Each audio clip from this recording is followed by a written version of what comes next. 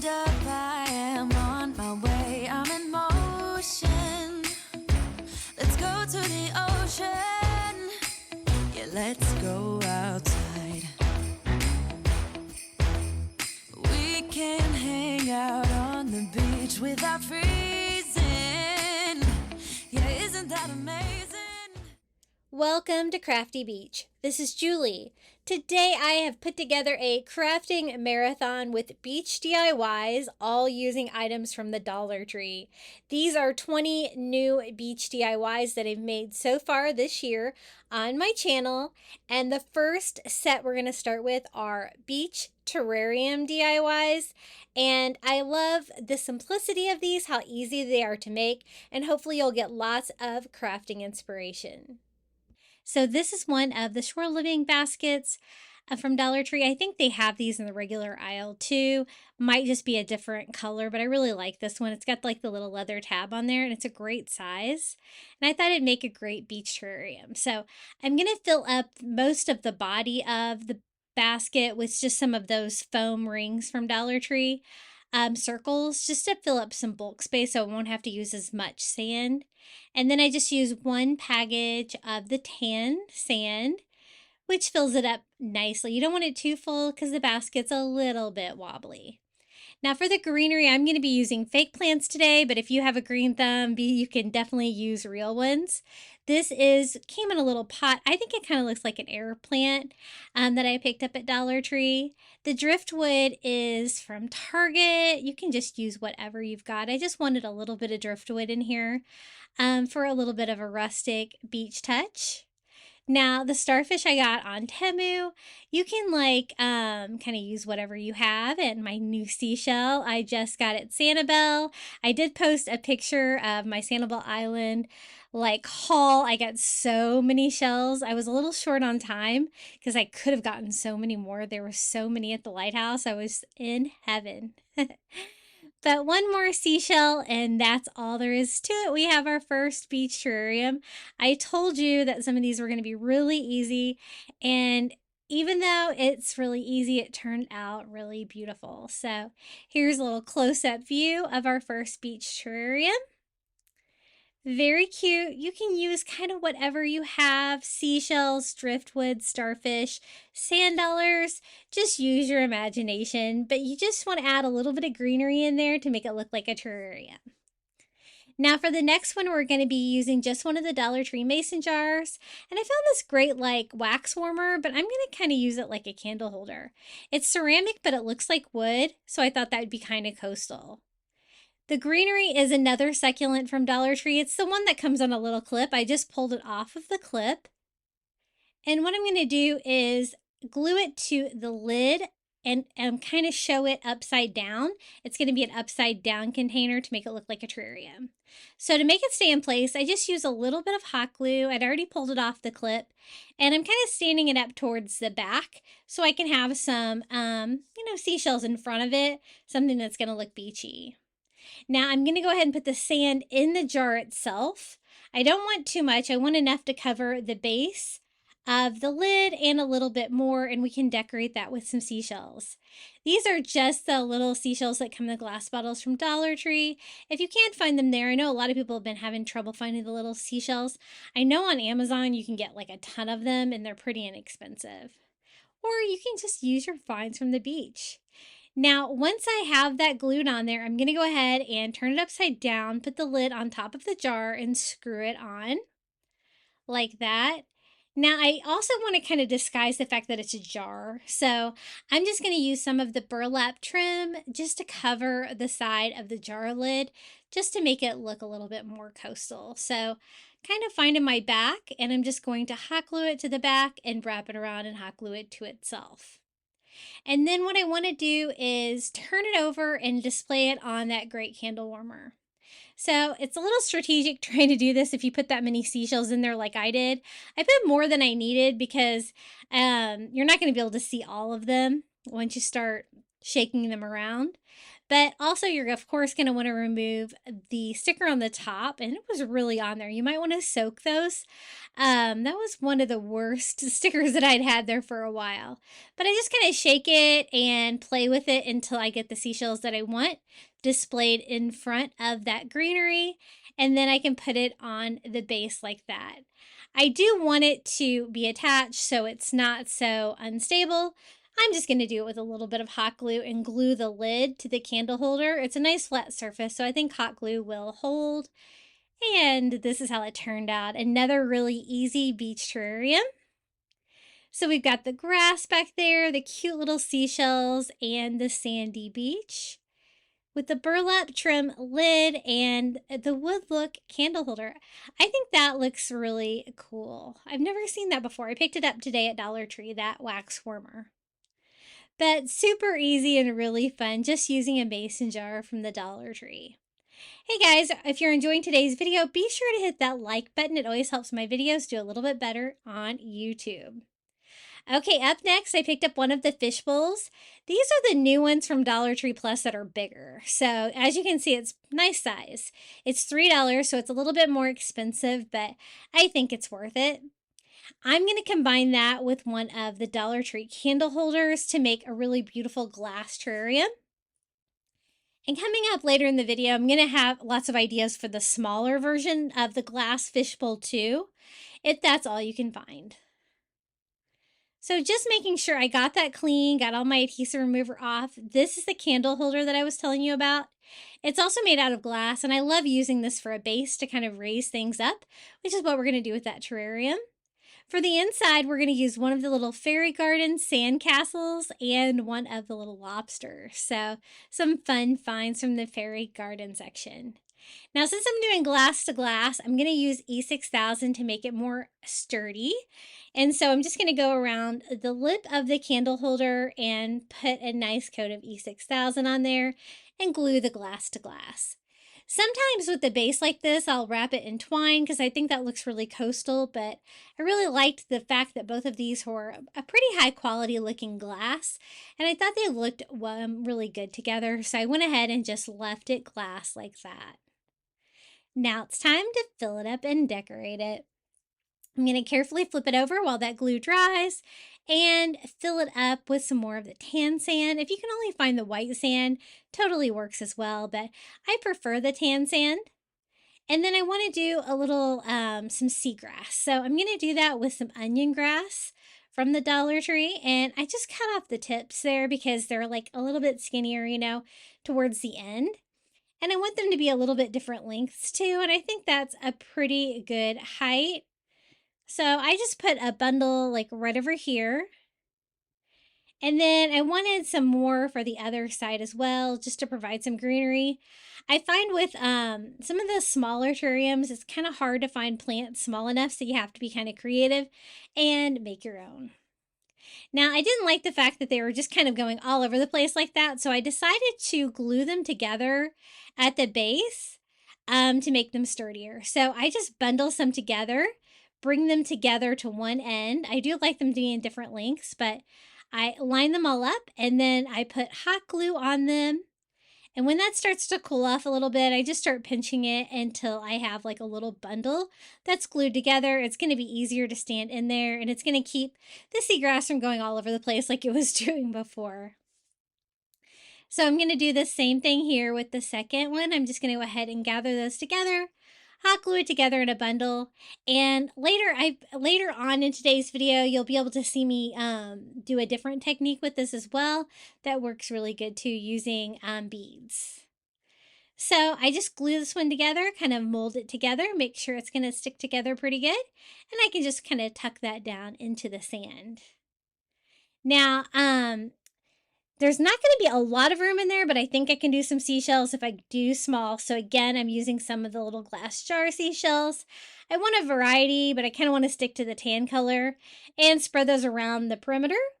The sandcastle itself is pretty big, so we're going to go ahead and put that in front of the seagrass where it kind of peeks up from both sides. And then the little star of the show, we're going to put the little lobster here in front. I think he's really cute.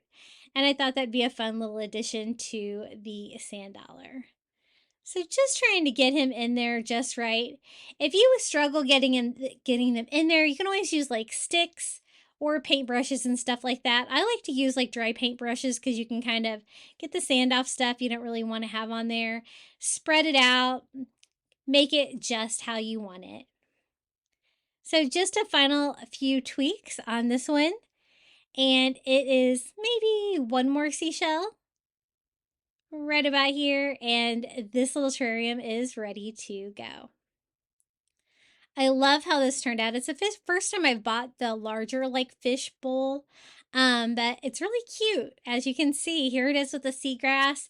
We have our sandcastle, our little lobster, seashells, nice and beachy and really fun. You can display these indoors, outdoors.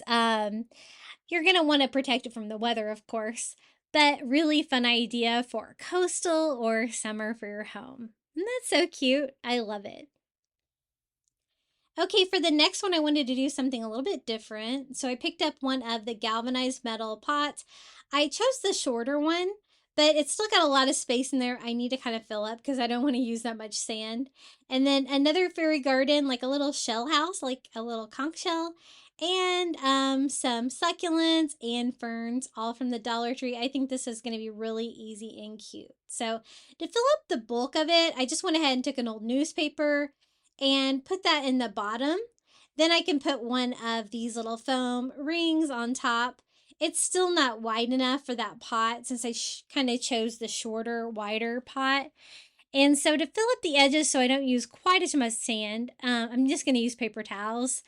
I'm still going to have some sand kind of go down in there, but I can still get away with just using one bag of sand on this. So I don't really want to waste sand if I can get around it. So I just go around there with some paper towels to kind of fill in the gap.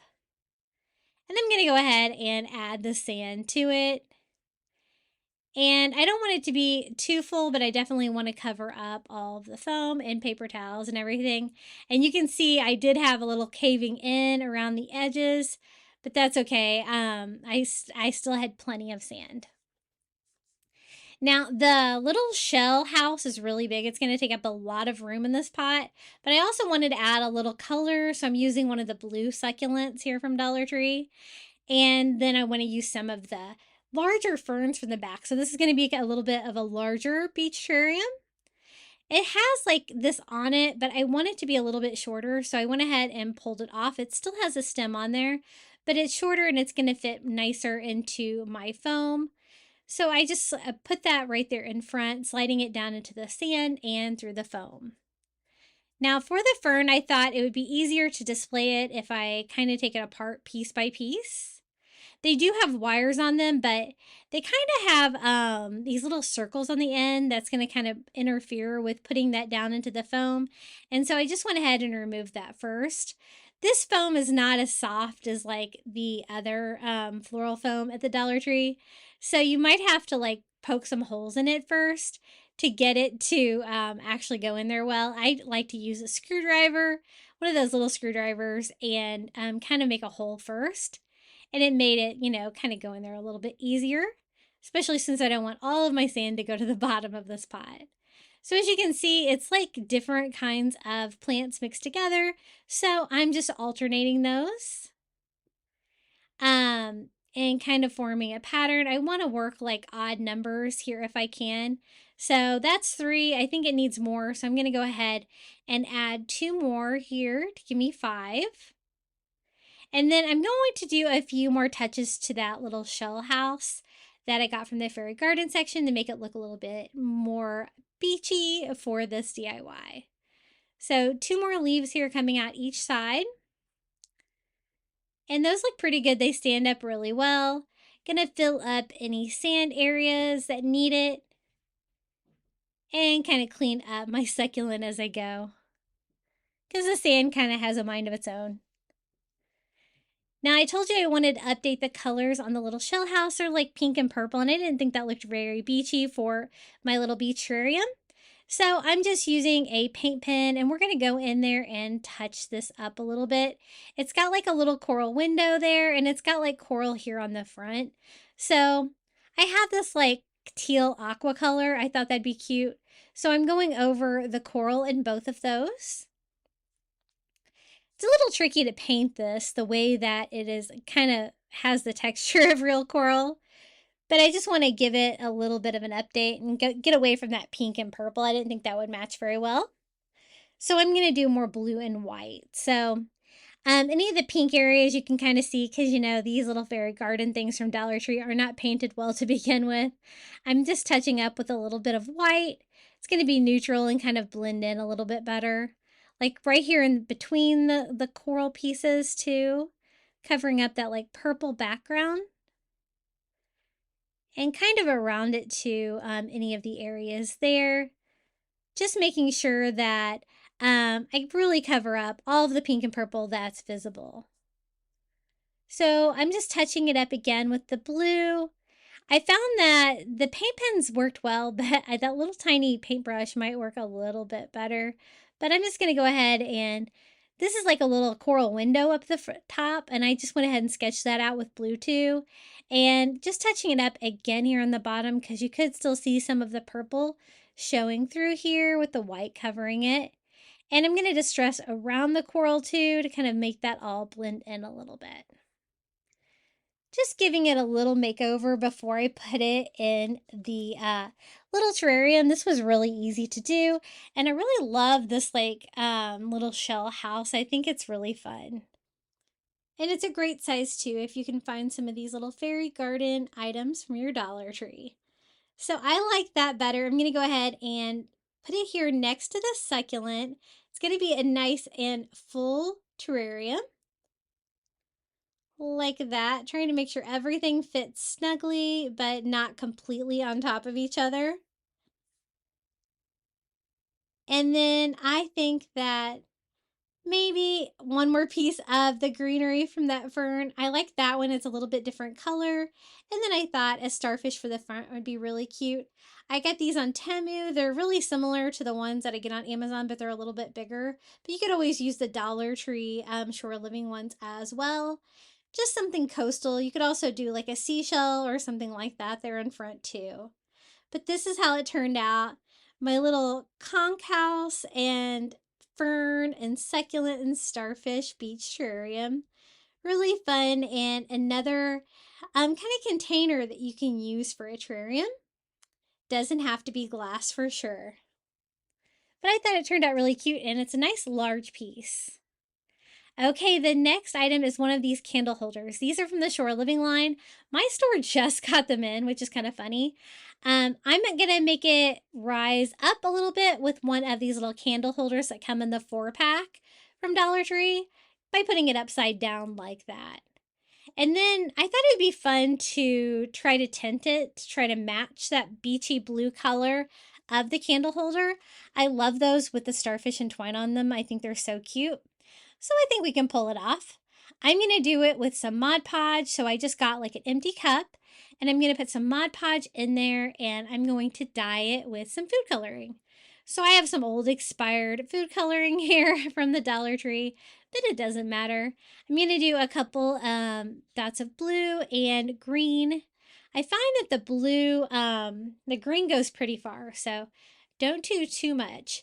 And kind of mix that together. You're going to want it to be nice and bright because once it dries, it'll fade a little bit.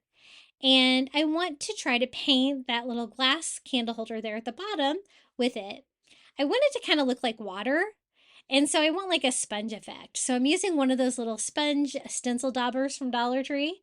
And as you can see, I'm just pouncing all over it because I want it to look like water. I want it to kind of look wet, and I don't want any brush strokes. So this worked out pretty well. I'm not doing the base of it because I'm going to be, or the bottom of it because that's going to be glued to the candle holder. So I'm just using the sides, and I do one coat all over, just pouncing that with the sponge. And I did a really good job of getting a close match to that tinted glass from the Dollar Tree. Now, if you're going to want to use it outside, you're going to want to use like some of the dishwasher proof Mod Podge, but I'm just going to be using mine indoors, so it doesn't necessarily have to be waterproof. I'm going to dry it real quick with my heat gun to make sure I don't mess it up, but look how close I came. I think I did a pretty good job. And then it's time to decorate it. I'm going to use one of these little fairy garden palm trees. This is going to be a mini one. I found two little teeny tiny seashells at the beach. And since it's not a very big jar, we're going to have to think miniature on this one. I'm using the white sand because why not? You're already having the blue tinted jar. You're not really going to be able to tell if it's white or tan anyway. And I think the white actually looks better in this one. And then I just put my little palm tree right there in the center. For greenery, I'm going to be using some more of that fern, but I'm only going to be using like the end of one of them. These little pieces that are super small. I'm cutting off the tips and I'm going to just put those in the sand behind the palm tree to kind of come out both sides like that. Add a few of my little tiny seashells that I found at Sanibel right there in the front, and maybe a starfish as well. I get these little tiny starfish on Amazon. They're so cute. I'm going to toss one of those in the little beach terrarium as well. And then I thought I needed one more piece of greenery to kind of balance things out. So I'm going to use the end of this one.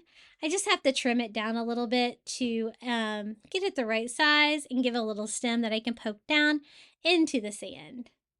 We're going to put it right back there. It provides a perfect backdrop. And we have the little palm tree, the seashells, and now maybe one more seashell, right? Now I want to actually add a candle to the bottom of this. So I picked up some battery operated candles from Dollar Tree. I thought that would be super easy. We could just put that actually underneath the terrarium. Since it's going to be upside down like that, it'll at least light up the base of it.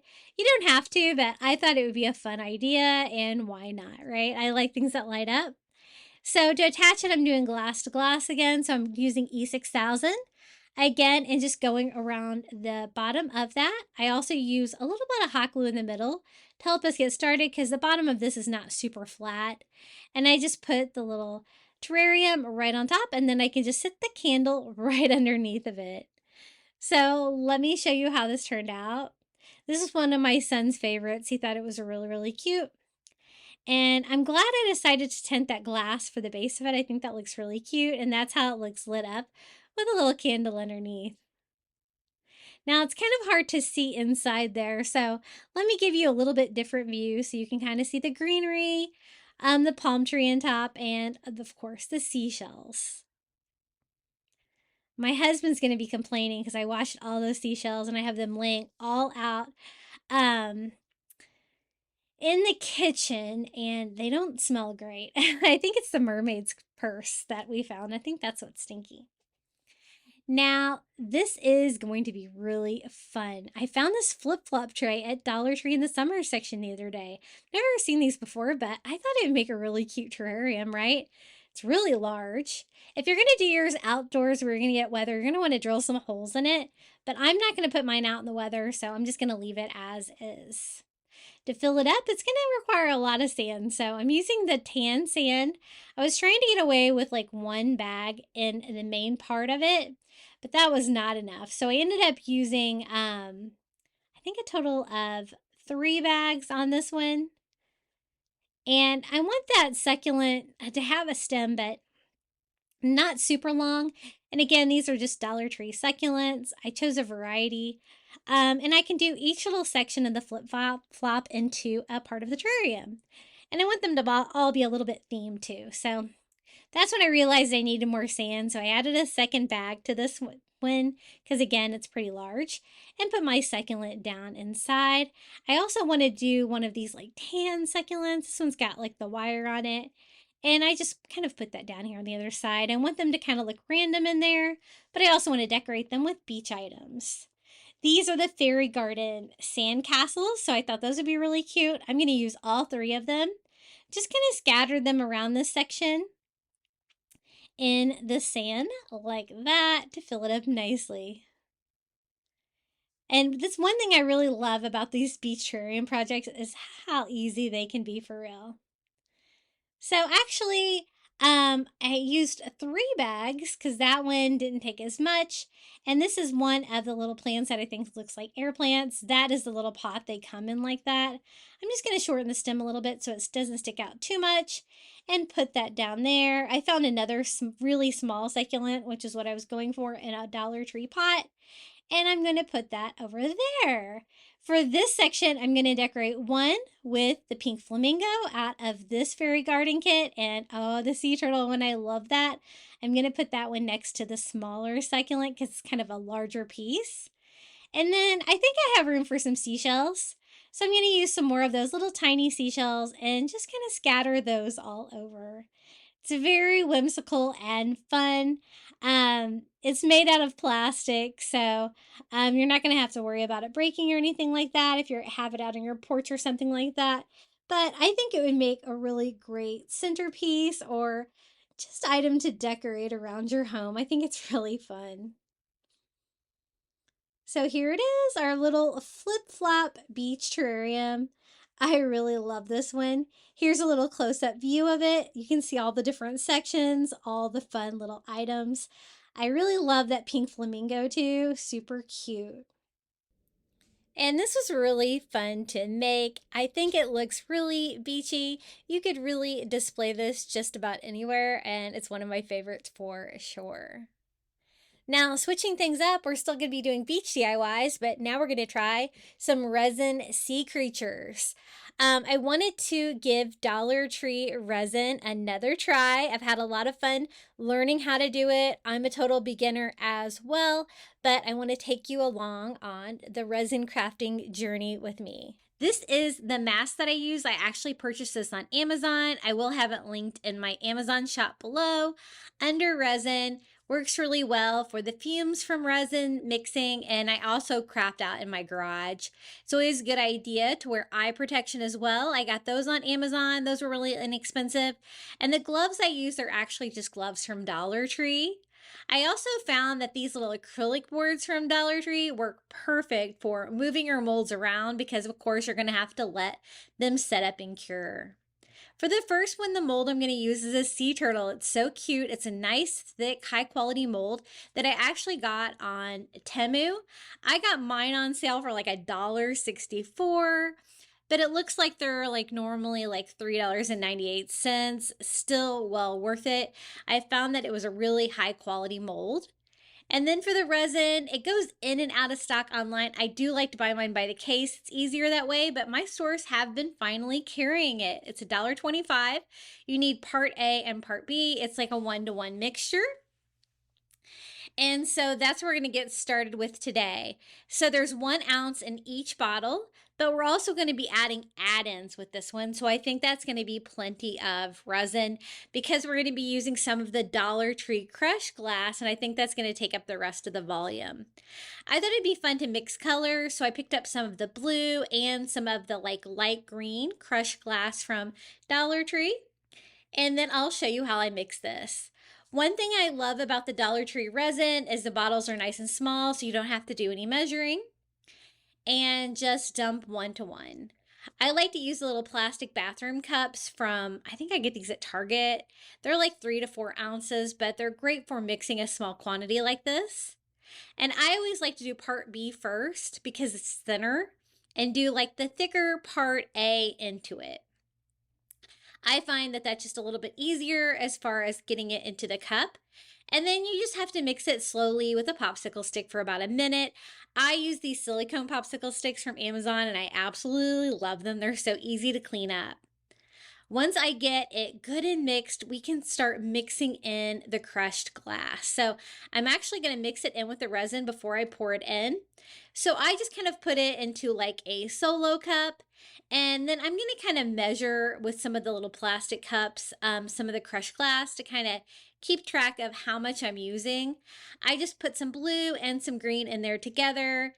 Dump that all in with the resin and coat it. So just using that popsicle stick, I am just coating all of that really good with resin. There's going to be a lot of crushed glass in this one.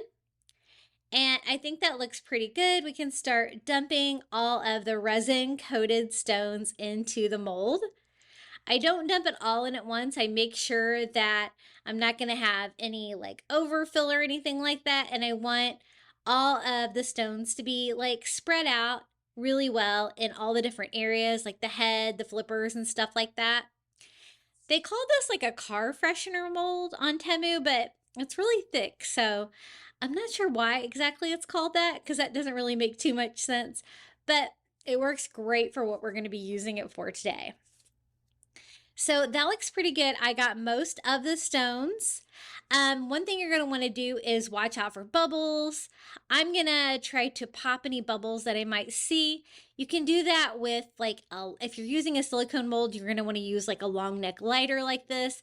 That works well. You have to be kind of careful with that.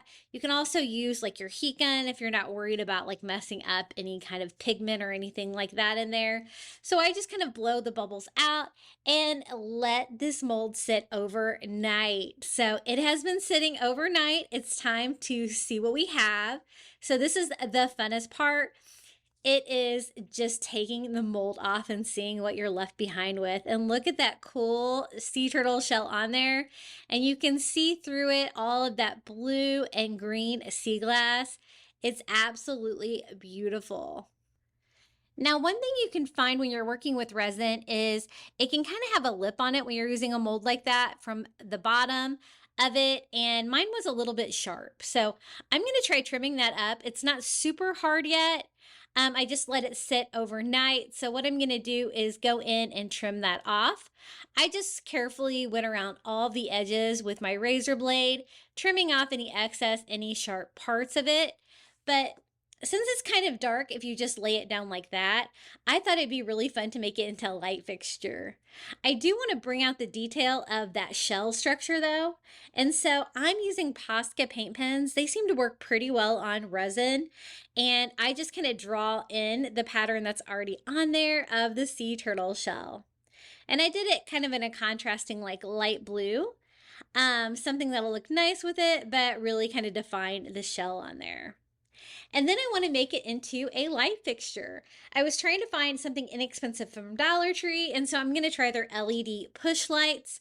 They're only $1.25 and they're super bright, cheaper than like the little light kits you can get on Amazon. So I'm going to try to make my own. So I want it to be raised up above the light a little bit so the whole turtle will be illuminated. So I'm going to use a couple of things together.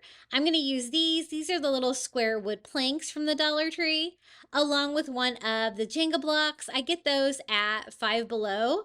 They're great for crafting. And I think I can just put all the items together like that and make a really cute little light fixture with that LED light. So I want to prepare the wood, kind of make it look a little bit coastal. So to do that, I am going to do like a light distressed wood with some ivory paint with some antique wax by Waverly mixed in. It's going to give me this really nice like driftwood kind of color.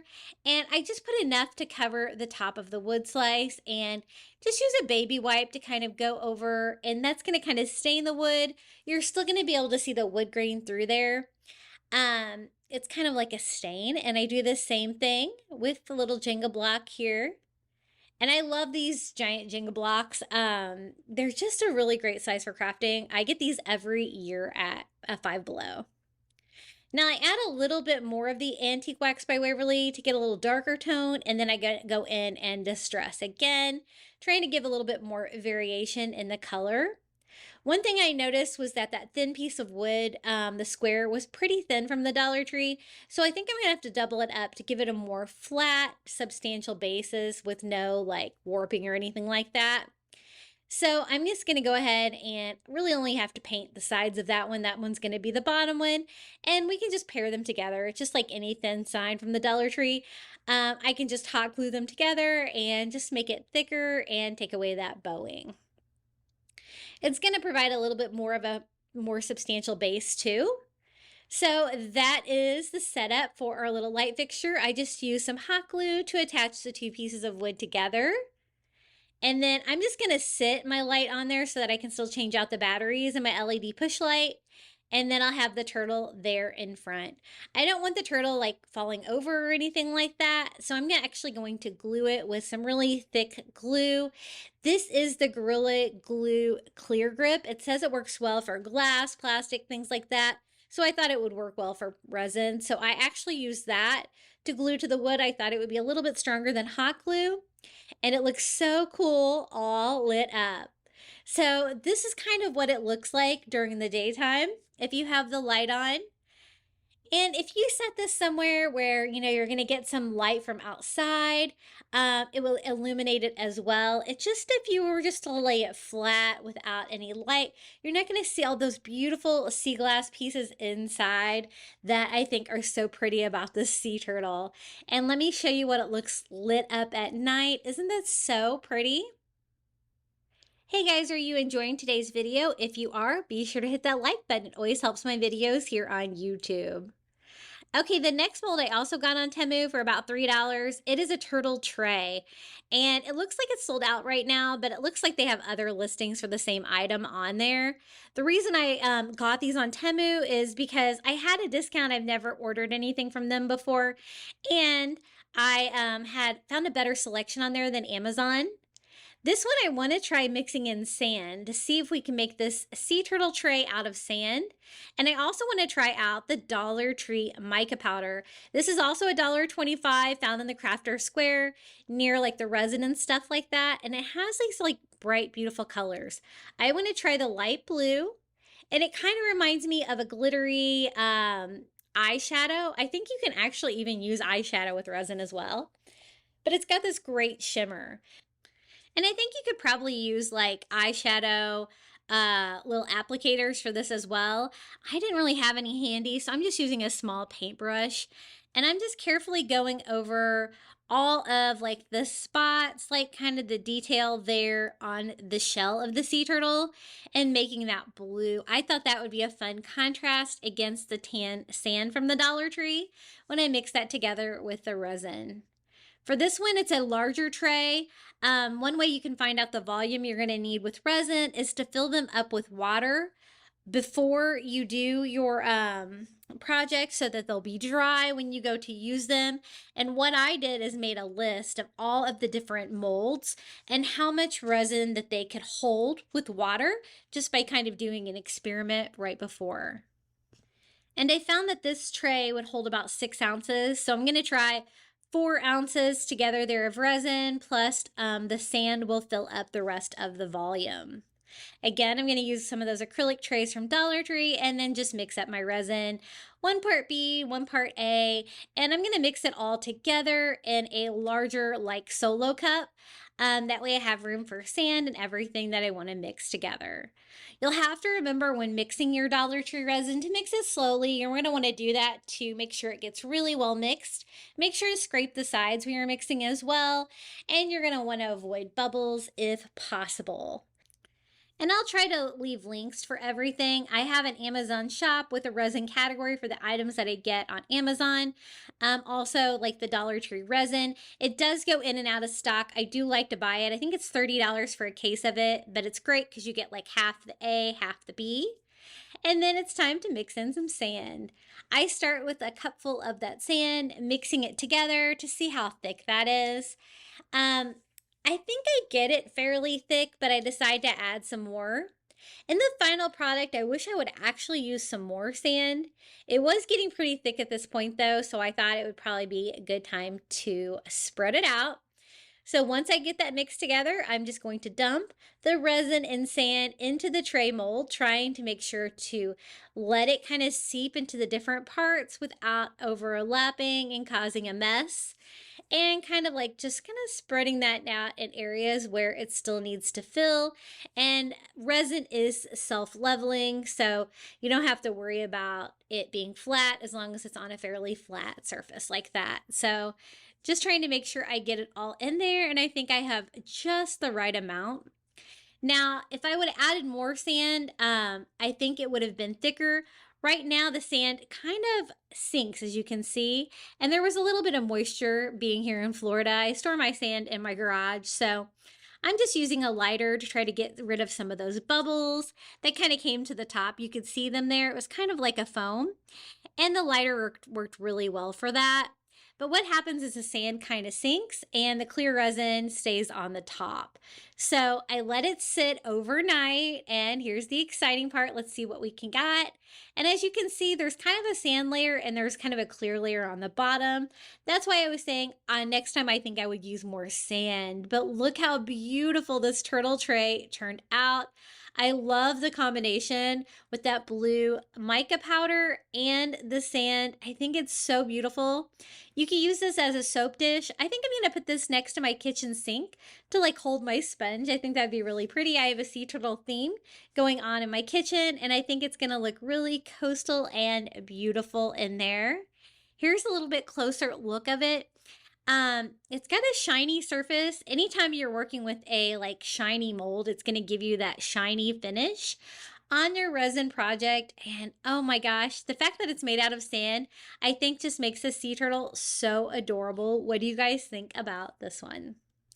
Now, some of these molds I actually got on Amazon. I got the 6-pack of sea creature molds that are really a nice size for $14.99 on Amazon. You're going to get all of these sea creatures. It says currently unavailable, but I recently just purchased this, so I'm thinking it's like most online things, it's going to go in and out of stock, but they have a lot of molds like this on Amazon as well, and pretty inexpensive since you're looking at the fact that I got 6 of them. For this one, it is the dolphin. The dolphin can hold up to 3 ounces, I noticed. And so I have 2 ounces. We're going to add some things to it. So I think 2 ounces is going to be plenty. And what I want to do is try to do like a color variant. I found that Dollar Tree also has like a resin pigment. So I want to try that out. And I also want to try mixing in seashells. This is the resin pigment, the ink that we're going to try. It's the blue. And we're going to be using some of the little tiny seashells from the Dollar Tree. So to start with, I just take the clear resin and I start filling in the dolphin with it. I want to make sure I'm not overlapping. It is a thinner mold than I was working with before. And then I just take the pigment ink and I just start squirting like dots in here.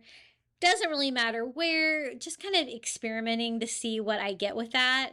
And then I continue pouring the clear resin on top of it to start like spreading the pigment ink out a little bit. Then I go in with just a toothpick and I am just kind of grabbing the pigment and dragging it. I wanted to give like a ocean appearance where it's all different shades of blue. And so I make sure to go around all the edges, so I don't have like just areas of the dolphin that are clear. I want everything to be kind of blue and have that beautiful like striation and color. And then it's time for seashells. I just start using, I'm trying to find the smaller ones of these shells because it's not a very thick mold and I don't want them sticking out too much. But I just kind of spread those all around. Now, I don't know if it's because of the shells I was using, like the little spiral shells, that they have a like air trapped inside of them. But I noticed that some of them sank right away. Some of them needed some encouragement. So I just tried to, from time to time, go in there with some toothpicks and kind of push them down a little bit into the resin a little bit more so they're not all just floating on top. And I had a little bit of resin left in my cup, so I just went ahead and coated the top of the shells as well. And again, trying to make sure that the blue color is spread out. I don't want just the head to be clear. So again, just using that toothpick, that worked really well for spreading everything out and trying to make my seashells and not float up so much like that, and try to keep them down.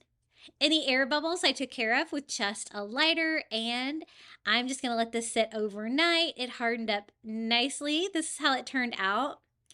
And it's time to see the results. I think this turned out really cool. I loved playing with the resin ink. I think it's really pretty. And it's got a great blue texture to the dolphin, and the seashells look so fun in there. Now, once you do these resin projects, you have to figure out how you're going to display your artwork. And I thought this would be really cute to make like a little mini wind chime. I've already got seashells going on it, so I thought I could add some seashells to it and make it into a wind chime. Now my mold was a little bit bent here at the bottom, which kind of caused like kind of a weird little corner in there. And I don't know if that is just from how they were packaged, but I just used my razor blade and trimmed that up and made it a lot less noticeable on this cute little dolphin. Isn't that so pretty? Now, for the seashells, I am going to try my new resin drill. I got this for resin. We're going to be using it today. I got it on Amazon. It was $16.99. I will put that in my resin section of my Amazon shop below as well. And I wanted to see if I could also use it for seashells. These are some small seashells that I found recently in Sanibel Island, and I thought they'd be really cute. So I'm going to try to pick out a variety of these and see if I can drill holes in them so that I can easily string up a wind chime.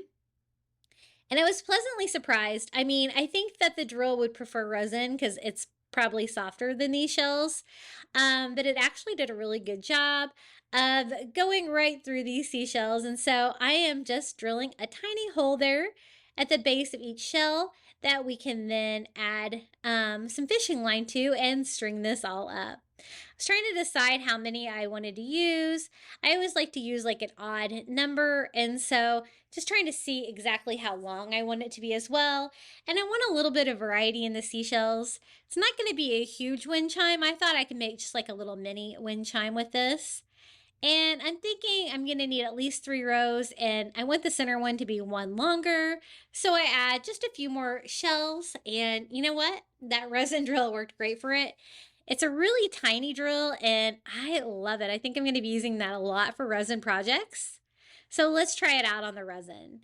Now, the resin has sit overnight, so it is not super hard yet, but I think it's plenty hard enough to go ahead and do the drilling on. So I'm going to drill like 3 holes here along the bottom where I want the 3 different strands of seashells to hang on that. And then for the hanger, I actually got some little eye screws from Amazon. These are used in jewelry a lot, but I thought this would make a great hanger for some of these resin projects today that are nice and thin like this. And so you can drill it out. I'm actually just going to use the fact that the resin's not super hard, and it's just a matter of getting them started. You can screw that right into the resin just by applying a little bit of pressure as you're screwing it down. I found that pliers worked pretty well to turn that little eye and screw that in to make a really fun little hanger there for the top. You can also drill a hole there as well if you don't have any of the eye screws. And then I borrowed some fishing line from my husband, and I'm going to start stringing this along. So I just string it through the hole that we drilled there in the dolphin, and I'm just going to tie that off. You're going to want to make sure that you pull that really tight so that it's going to hold and be permanent. One great thing about fishing line is it's not going to be real obvious like twine or anything like that. You're not going to be able to see it really well, but it's still really strong and it's going to hold up well to the weather. And I'm going to do that for each one of the holes. I found that using the pliers to help pull it tight made it nice and strong.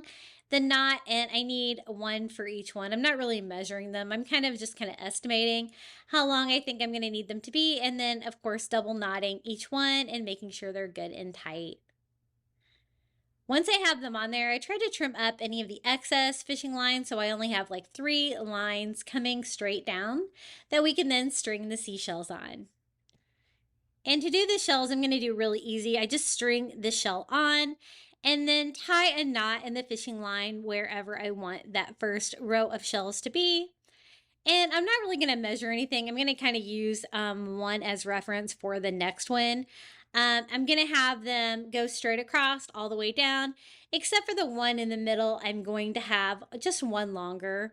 And again, just knotting it, the resin drill drilled a really fine hole in these shells where it's going to hold with just one knot of the fishing line, which made it really nice for stringing a wind chime like this. I'm doing them fairly close together like this so they can kind of jingle against each other, the seashells. to provide the wind chime effect. And I'm just going to string those along. I want them to be kind of evenly spaced out. I'm just kind of estimating exactly where I'm going to want my knot to be. And, you know, having a little bit of area between each row.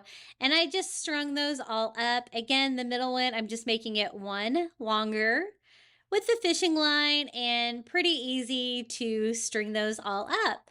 I usually have used twine for all of my wind chimes that I've done here on my channel, but the fishing line actually worked really well for this. I'm also going to use the fishing line for the hanger right there in the eyelet screw, and just tying a knot to make a hanger for our little mini wind chime with the dolphin on top. And it's so pretty to show you these outside. I wanted to show you how this wind chime looked outside with the natural sunlight coming through that beautiful blue resin with the seashells inside, and trying to make these pieces functional as well. Making them into a wind chime is a really fun idea for your resin DIY. Isn't that so pretty? I love it, and I love wind chimes. Hey guys, have you joined my private Facebook group yet? I have it linked in the description of this video. I'd love to see what you're making. You can find out when I post new content. I also have a Facebook, Instagram, TikTok, and Pinterest. My handle on everything is Crafty Beach on YouTube, and I would love to see you over there. Now, this is from that same resin mold kit from Amazon. This one is an octopus. So the volume I found on this one was 3 ounces. So I'm going to mix 2 ounces, and I'm going to mix some items to it, but you don't have to use as much resin as it says to. It'll just be a little bit thinner. And I'm actually going to color this one and make this more of a colorful octopus. And I'm also going to be using some of those beautiful glass beads there from the Dollar Tree. This is from the Dollar Tree too. Instead of the pigment ink, they also have these little 4-packs in the Dollar Tree Plus with different colors as well. This one I picked up is like an orange, like pearl color. You do have to kind of open the opening there at the end when you're first using a color.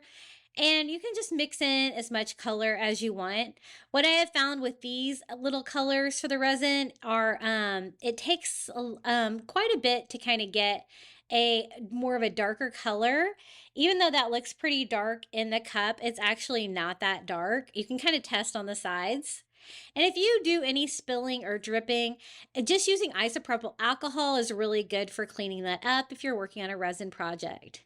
Now this one was a little tricky because it has all these tentacles. I need the resin to kind of run down. So I found that the acrylic tray worked great for this because I could kind of tilt it a little bit and fill up all of the tentacles. For the spots on our octopus, we're going to be using these glass beads from the Dollar Tree. They're so pretty. I picked these up because they had lots of different shades of blue. And I wanted to do this octopus for my son. He loves the blue ringed octopus. And so I thought I can make it look like that by doing an orange octopus with blue spots. If you use these little blue glass beads on their side like that, it's a perfect spot because it's like a ring shape, right? And so I'm going to scatter these all over like an octopus would be spotted by making sure to include them on the body, but also all the tentacles, and just kind of spreading those out. While your resin's wet like this, you can, move everything around and just kind of keep adding until you're happy with it. If I had any of them that kind of tipped over, you couldn't really see like the circle shape. I just went in with my like Cricut weeder and kind of made sure that they were standing up. So you could actually see the spot pattern on these. And this turned out so cool. I love the idea of using the glass beads with the resin. It's really pretty, especially if you're going to be hanging your project in a window, and that's what I did with this one. So this was a pretty thin project. I did let it sit overnight and let it harden, and you can see since I only used 2 ounces how thin it kind of is, and it's flexible at this point when you're taking it out of the mold, but it will stiffen up and become hardened within a day.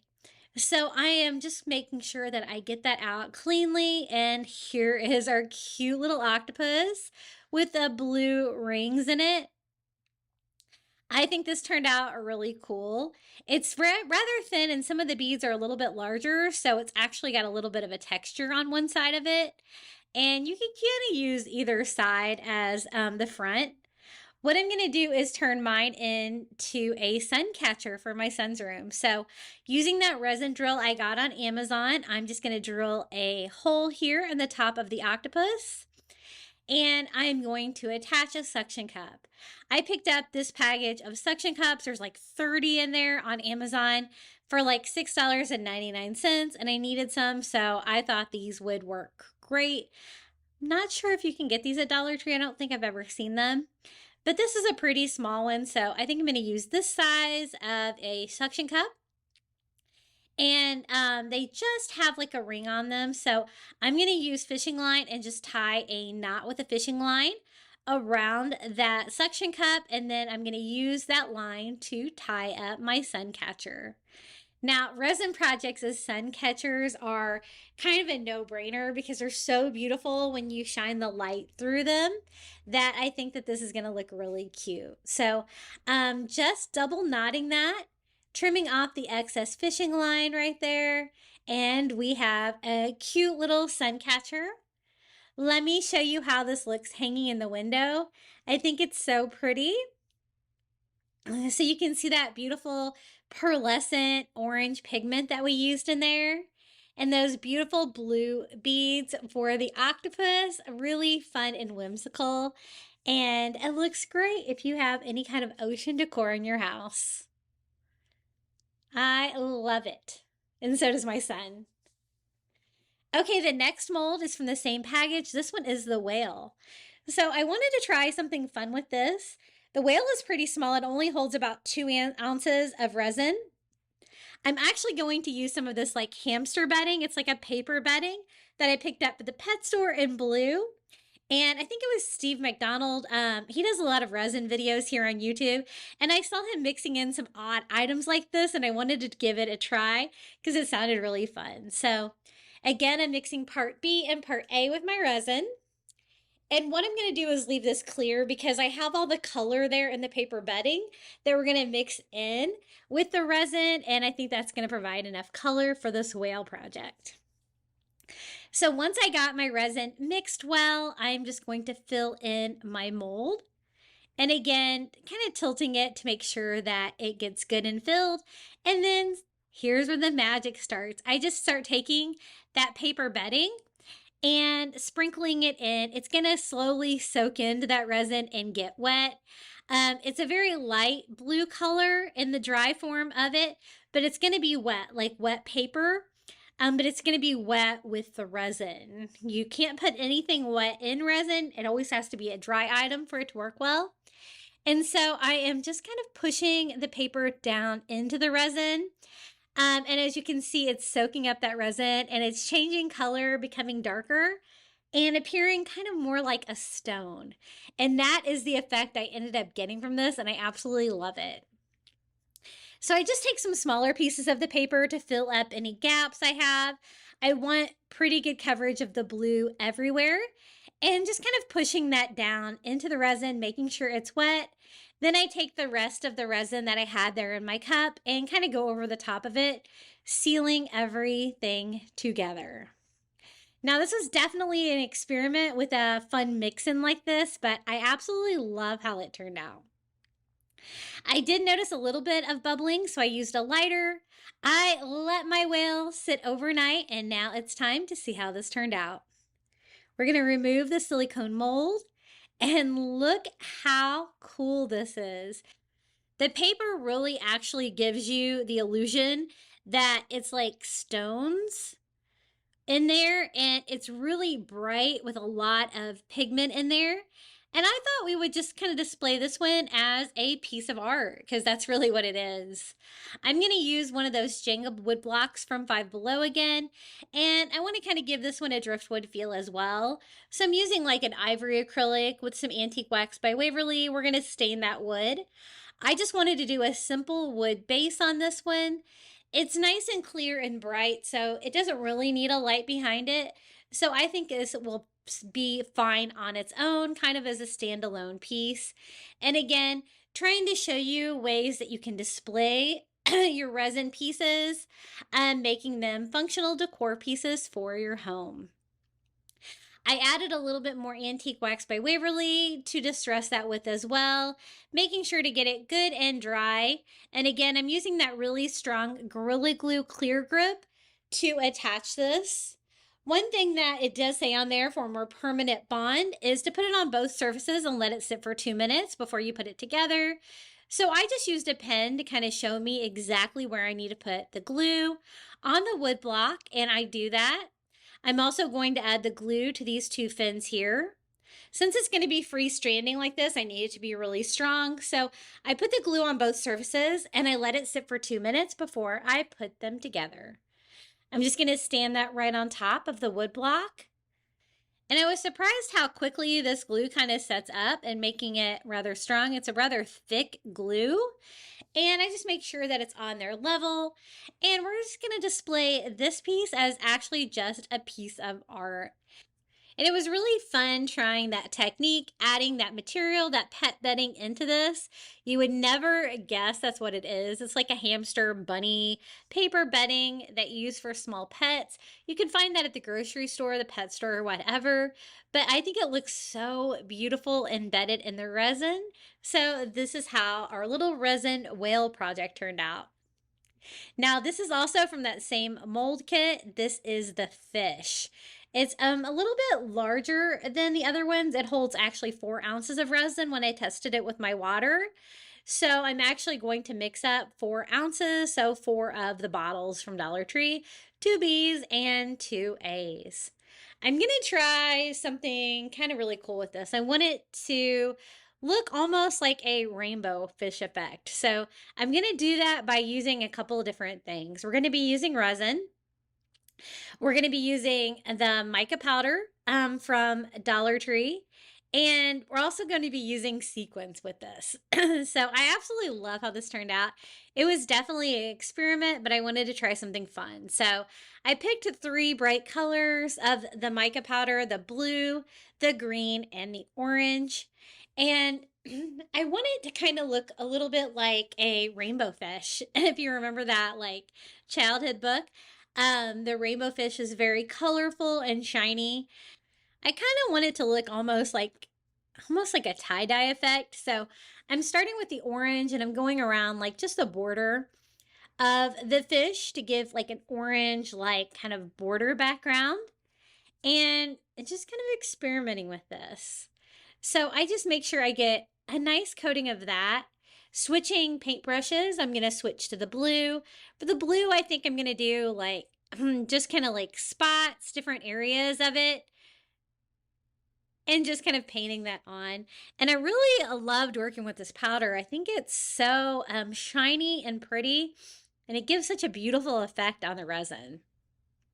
You can also paint resin. I've heard that you really should use like an enamel paint. If you're painting on resin, it works really well for that. But I really liked experimenting with the different pigment inks, the different dyes from Dollar Tree, and these different powders. It's a really cool way to color your resin. So for the green, I did spots as well. And then I just kind of tried to blend everything together to make it look like a swirly mixture of colors, just to provide a really subtle variation in color. Since the fish is kind of large, I don't want it to be consistently all one color. I thought if I mixed all these colors together, it would make it more interesting. So this is the resin that I mixed up. If you do notice some bubbles in there, you can just use your heat gun to get rid of the bubbles before you even pour it in. And we're just going to pour in our resin now that we have all of our mica powder on there. It's always a good idea to put your tray down first before you start pouring that in. And I'm going to go ahead and do the other 2 ounces, filling this fish up completely. I wasn't sure how that pattern was going to turn out, but it actually turned out pretty good. Just again, making sure I don't have any bubbles. A lighter works really well for that. You're going to want to avoid using a torch on the silicone molds because you don't want to ruin your molds. We're going to let this fish sit overnight, and let me show you how it turned out. It actually is really cool and shimmery, but very subtle as well. Since the silicone is clear, um, the design is very kind of faint, but I like it. I think it's going to work well with the other idea I had to decorate this fish. I want to use this fish piece and make it into a piece of coastal art. So I had a little bit of a lip on this, and so again, I'm just going to trim that up with a razor blade. It works pretty well, and it's a pretty cool fish design. Again, it's still flexible at this point, and I'm going to combine it with a couple items from the Dollar Tree. I'm going to use one of their canvases. That one is actually from the Shore Living line this year at Dollar Tree with a coral. And these little wood signs from the Dollar Tree are almost exactly the right size for these canvases if you want to frame yours. It's a little bit too small, and I'm going to show you how I kind of get around that. They do have a hanger on the canvases, so I always like to save those for other DIY projects. So I'm just going to go ahead and remove that first. And I just wanted a very simple, like not very colorful background to this. But you know what? It would look really good with some of their ocean canvases as well. As you can see, I could actually put this one in there. Sometimes they fit, sometimes they don't. Sometimes I have to remove like one side to get it to fit, but it was fairly loose here on the top, so I was able to get it to fit in there with a little bit of splitting on the corners. I'm just going to reinforce the top with a few more staples to make sure it stays on there. And I'm not too worried about the gaps in the corners because we're going to decorate that kind of plain frame anyway. Now, I thought I could use some of the sequin sheets from the Dollar Tree. This is like the lavender one that I have from the Easter section, but they have these in the crafter square as well. And it doesn't really matter because you're not going to be able to see that color through it too much. But I want to use the sequins as scales like that. So it's going to look really shiny and beautiful from different directions. So I just make sure that I have all my sequins like facing the same direction. And since I'm gluing to the resin again, I know I need to use a really strong glue. So I'm using that Gorilla Glue Clear Grip again. And I'm just going to cover the entire back of the fish with that, spreading that out with a paintbrush. It does dry crystal clear, so I think it's going to work well for this. And it's going to be a lot stronger than Mod Podge or something like that I could use to attach the scales. So I make sure my sequins are kind of going the right direction, like fish scales would be, and I simply glue that to the back, kind of pressing that in all around the edges and letting that start to dry. I went ahead and attached it before I cut the fabric down to size because the sequins can be a little tricky to cut because a lot of times you're cutting through like, just like a half a sequence, and it does have that black fabric on the back, and I don't want you to be able to see any of that. So I'm just using some tiny sharp scissors to try to kind of cut those individual sequences. It's going to kind of make a mess when you're cutting this out, so beware. But the small scissors helped me on the small areas there that I had to go around on the fish. But I just kind of took my time and cut it as close as I could to the fish without really cutting any of the resin or anything like that. And we have our shimmery rainbow fish. It turned out so fun. So I'm going to put it on the coral canvas like that. I'm going to go ahead and start preparing my frame. I'm just going to use some macrame cord that I had to make a simple hanger. And I wanted to disguise the frame. I'm actually going to do a really fun rope border on this. But I do need a hanger as well. So just feeding that through the macrame cord, it's going to be the same color as the Dollar Tree rope that I'm using. So it's going to match well. And it's going to be easy to hide that thin rope behind the other rope we're going to attach. Now we still need to attach the fish. Now, since that I have the fabric on the back, now I feel like I can use hot glue effectively. So I put hot glue on the back of the sequins fabric and glue that onto the Dollar Tree canvas. You could do that before you put it in the frame as well, but it seemed to stick pretty well, even though it's kind of an open back there. But you can see some of that fun fish shimmer we have going on this DIY. And then let me show you how I do the rope frame. So I start with the Dollar Tree white rope. This is the thinner one of the two that they have right now. And I'm gluing that to the left side. I made sure to leave an end on the end so that I can do the final knot to kind of make it look seamless here in the end. Then I just do a simple knot like this with the one piece of rope, feeding it all the way through. And depending on how you tie this, which direction you start with, will determine if the rope comes out from under or over like that. I wanted mine to come out under on the side that I tied it on. And so like the rope comes out from underneath that knot. And I'm gonna try to repeat that same pattern all the way around. So I hot glued it to the top, and then I am feeding it through another knot, trying to make sure the rope comes out on the bottom on the side towards me. So I can kind of continue that same kind of knot pattern all the way around. And we're going to do a really simple rope border like this. So again, I use some hot glue to attach it. It's going to disguise that plain like MDF frame. It's also going to disguise the corners that were kind of gapped open on this. And the rope is always going to make it look really coastal and fun. So again, for the third corner, I do the same kind of knot. And if you find that your knot is kind of going the wrong direction, you can always untie it pretty easily and try it the other way. Now I'm going to cut off some extra rope here at the end. So now I have two tails, and I'm just going to simply try to knot that together, making it appear like the other knots and attaching that with hot glue. And then I can trim off the excess rope. And you're going to have to kind of hot glue your ends down to make sure they don't ravel out. I really don't want you to be able to see where the rope frame starts and where it stops, which is why I left extra rope there so I can have a knot on all four corners. I think that looks really good with that coral canvas and with our shimmery resin fish. I absolutely love how this turned out. It's such an interesting piece and a really fun idea of something else creative that you could do with Dollar Tree resin. Now, these pictures, I don't think really do it justice because you can't see that shimmer effect of the sequins.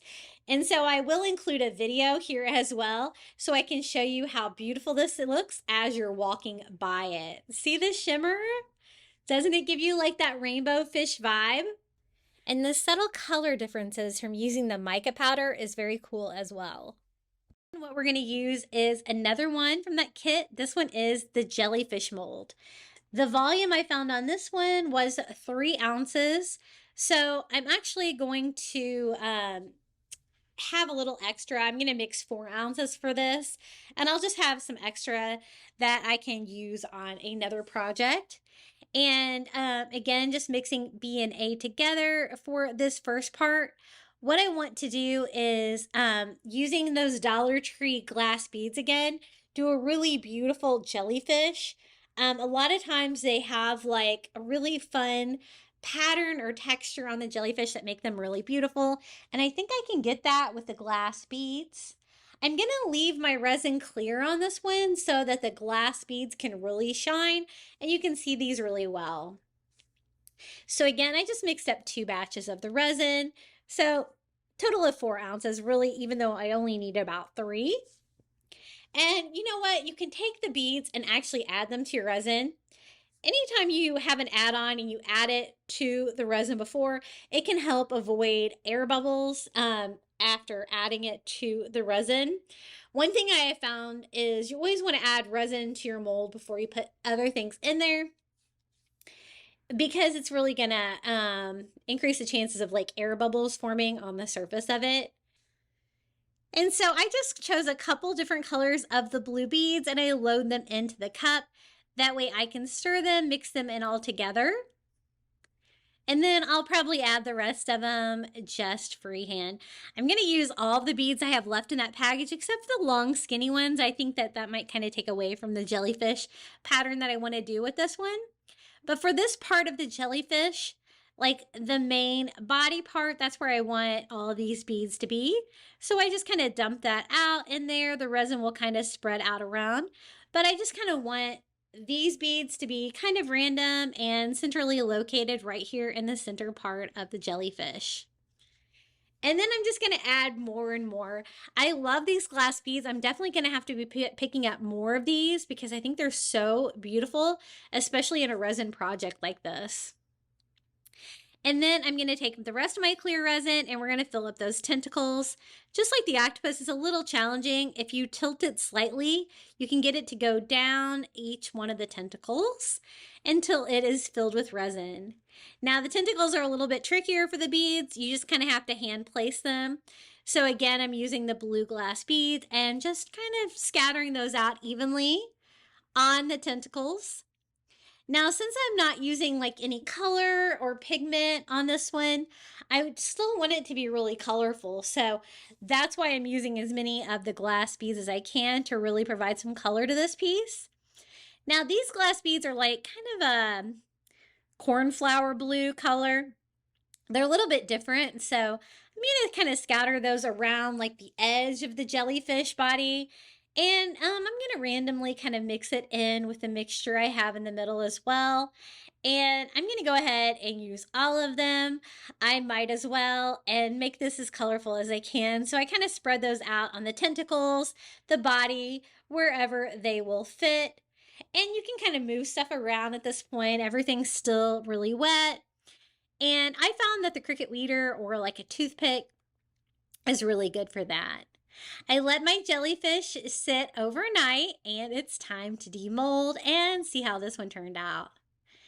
A little tricky getting this off. Again, it's a little bit flexible at this point, so just kind of take your time. It will harden up and it won't be flexible once it finishes curing, but it's definitely set up well enough to take the mold off. And if you wanted your tentacles to be kind of skewed at this point, you could mold them and kind of make them go however you want. I want my piece to be flat. And I did find a small part here, like on one of the tentacles, where I did have a little bit of extra resin. And again, I'm just going to trim that off. It's still fairly flexible at this point, so razor blade or scissors work well for that. But look how beautiful and colorful this glass bead jellyfish turned out. I thought this would make a really fun sun catcher as well. I think I'm going to hang this one in my kitchen. So again, I'm going to use an eyelid screw for the hanger. And since it's still fairly soft, I can just screw that in without having to pre-drill a hole in there. I just thought that that would be easier and kind of make it a little bit stronger. Once it starts getting a little bit harder, I switch to a pair of pliers and just screw that in the top, and it gives me a really nice hanger on there that doesn't really take away from the piece at all. And again, we're going to be using some of those suction cups from the Amazon. And I'm going to tie it up with just some fishing line as well, so you can't really see the hanger. So again, I just knot that, double tying that around the suction cup. You can find suction cups that have like the hole drilled through them. These are just plain suction cups, so they don't have that, but you could always drill that or cut that into it if you needed it. And then I'm going to string the fishing line through my jellyfish hanger, and we're going to simply tie this up to hang it. I'm going to hang this in my kitchen window. I think it's going to look so pretty with all of the colorful glass beads in there and the beautiful jellyfish shape. Let me show you how it looks hanging in my window. With all of those beautiful glass beads in there, I love this. I love jellyfish. They're one of my favorite creatures. I think they're so beautiful. And this really reminds me of a jellyfish with like the dots and the pattern on the tentacles and the body of the jellyfish. So this was another fun sea creature resin project. Now this mold is actually from the Dollar Tree. This is just their square coaster. And I wanted to see if I could do like a fun like coaster or display project with this one using some seashells that I found at the beach in Sanibel. So I'm going to mix my resin up. Let me check the volume on this one. This one will hold up to 4 ounces of resin. And I actually used a little bit more than that because I had that leftover resin from my other project. So I start with the clear resin, and this is going to be a multiple pour project because I want to embed these things in there, and items like to float in resin. So I start with this really cute little blue starfish. It's not a real starfish. It's something that I picked up on Temu as well, but I thought it was colorful and pretty. And so I combine that with these really cool little seashells that I found at Sanibel Island the other day. I'm going to do a variety and kind of lay them out kind of like a collection. So kind of an L shape around the starfish. And then what I'm going to do is let this sit for about 3 hours until it starts to harden so the items won't float in the final project. That's why I'm doing it in multiple pours. So it's sticking now, nothing's going to float, so we can start working on some more resin. This is that leftover resin I had, and so I just mixed some of that blue and the green dye from the Dollar Tree in there to try to give me like kind of an ocean color background for this. And I'm going to start pouring that over the shells. Now, I was trying to not waste that resin, so there's not a whole lot in there, but it was enough to get me started with this. And this is just going to be a really fun coastal coaster. Dollar Tree has these square ones. They have like heart-shaped ones. They even have like the thinner, like round ones that I've used from Dollar Tree. And they're all really cool for coaster projects, or you could even put this on its side and kind of use this as a display piece. But it's a fun way to display your shells that you found on the beach. So again, I want that ocean blue color, so I just use a combination of the blue and the green dye from those little 4-packs from Dollar Tree Plus, and mix the colors till I'm happy with it. I don't mind if there's a little variation in blues and greens. It's going to make it look more like the ocean. And I'm going to fill up my coaster with that. Now, if you left it like that, you're going to have like the clear on the front with the shells. So kind of displaying them clearly with the blue ocean water in the back. I found that I overfilled mine slightly. It was leaking out. So I do have some resin tape that I picked up on Amazon that you can use for taping edges and to do walls for resin projects. So I'm actually going to use that to tape on here so that it doesn't really leak out anymore, because again, I used a little bit more resin than I was supposed to on that project. And then to get rid of the air bubbles, I just kind of used my heat gun. And then I thought I would experiment with some glitter. Now, I think I might have liked this better without the glitter, but I know a lot of you guys like glitter, so I wanted to try it. This is some of the blue glitter from Dollar Tree, and I'm just gonna sprinkle this on that top coat, it's still wet, of the resin to give some blue glittery background to this coaster, and it definitely gave it a shimmery look. I let this coaster sit overnight, so now it's time to unmold it. I just removed all of the tape, and you can see I had some extra resin on the sides. You can kind of tear that off, cut it off. If you're going to cut it off, be careful. You don't want to like accidentally cut your like silicone mold, but it'd probably be better not to overfill it like I did. And then I just removed the mold, and this is what we have for the coaster. Really shows off those beautiful shells that I found on my beach walk and that fun little starfish as well. I did still have a little bit of overhanging on this from the overfill, and I was able to trim that up with a pair of scissors. But the glitter background, it's kind of fun and interesting. This is how mine turned out. I think it's really pretty. What do you guys think about my little seashell and starfish coaster idea? I think it turned out really fun. I think I might have liked it a little bit better without the glitter, but it was a fun technique to try. And the 2 pour is definitely necessary on this one to make sure that your shells do not float. Okay, more beach DIYs. These are going to be coastal decor items for your home. And I tried to think outside the box on these, and I came up with lots of fun crafting ideas for you. Now, for the first beach DIY, it's kind of, I guess, nautical as well.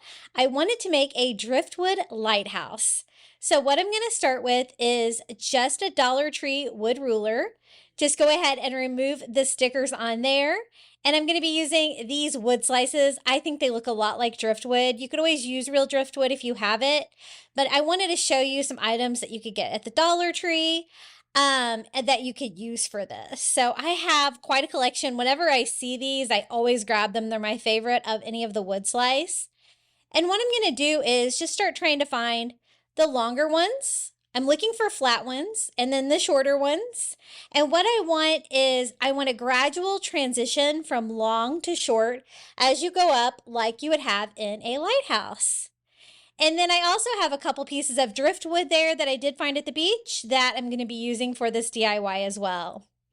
So I was looking for flat pieces because some of them have a little bit of a curve and kind of all about the same diameter. I got to that point and I realized I just have short and I just have long. Right now I need like a gradual transition. So to do that, I'm just going to cut these. And for that, I use my miter scissors. I got those miter scissors on Amazon. I do have those linked in my Amazon shop below. They work great on cutting these. I think my blade might be getting a little dull on these again, though. I might need to change them.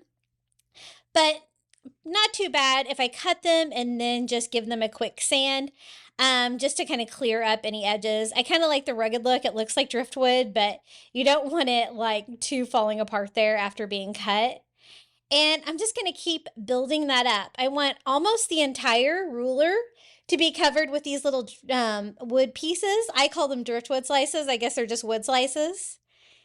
And just a gradual transition. I'm not really measuring before I cut because I know I can kind of fit it somewhere here. And I'm just measuring by size to try to get that gradual transition where it's a little bit skinnier at the top. It's just going to give it that classic lighthouse feel. And as you can see, the wood is pretty uniform. I mean, it's slightly different in color. I'm going to show you how I actually give it a little bit more variation because I think it just really adds a lot of character to this driftwood lighthouse project. So I think that is plenty of them. And even though I like the color on them, I want to stain some of them. So to do that, I just mixed a little bit of gray acrylic and some, I think it's burnt umber, like a brown acrylic. And I just want like that driftwood, gray, weathered look for some of them. And we're just going to do a really quick stain with this. So I take just some and go over the wood stem. And then while it's still wet, I just kind of go over it with a baby wipe. And that way you can still see that wood grain go through. It's just going to give a light gray stain. And it's going to dry really quickly too. So way easier than staining when you just use paint like this. But I'm only going to I'm going to skip a couple, then stain it. As you can see, there's already a little bit of a variation. And I'm going to kind of mix it up. Like, I don't want it to be, like that one I only skipped one, just to make it a little bit more random with the different colors. And I think this is going to make it match well with the driftwood that I actually found from the beach there. There's just a really weathered piece of driftwood that I thought might work for the top. And there's actually a piece that's actually like a piece of a palm tree that's a driftwood that I thought would be great for the bottom of this one, which is this one right here. I love it. I think it's a perfect bottom here for the lighthouse. The only problem is it's a little bit too thick. I think it's going to stick out a little bit too far. So what I'm going to do is take it to my saw. And as you can see, I just cut it down a little bit. The only problem with that is now it's got this straight, clean cut, and I don't want that. I want it to look like driftwood, right? So to do that, I just take my pliers and I just kind of like chew it up a little bit there at the end. Give it like a faux weathering there.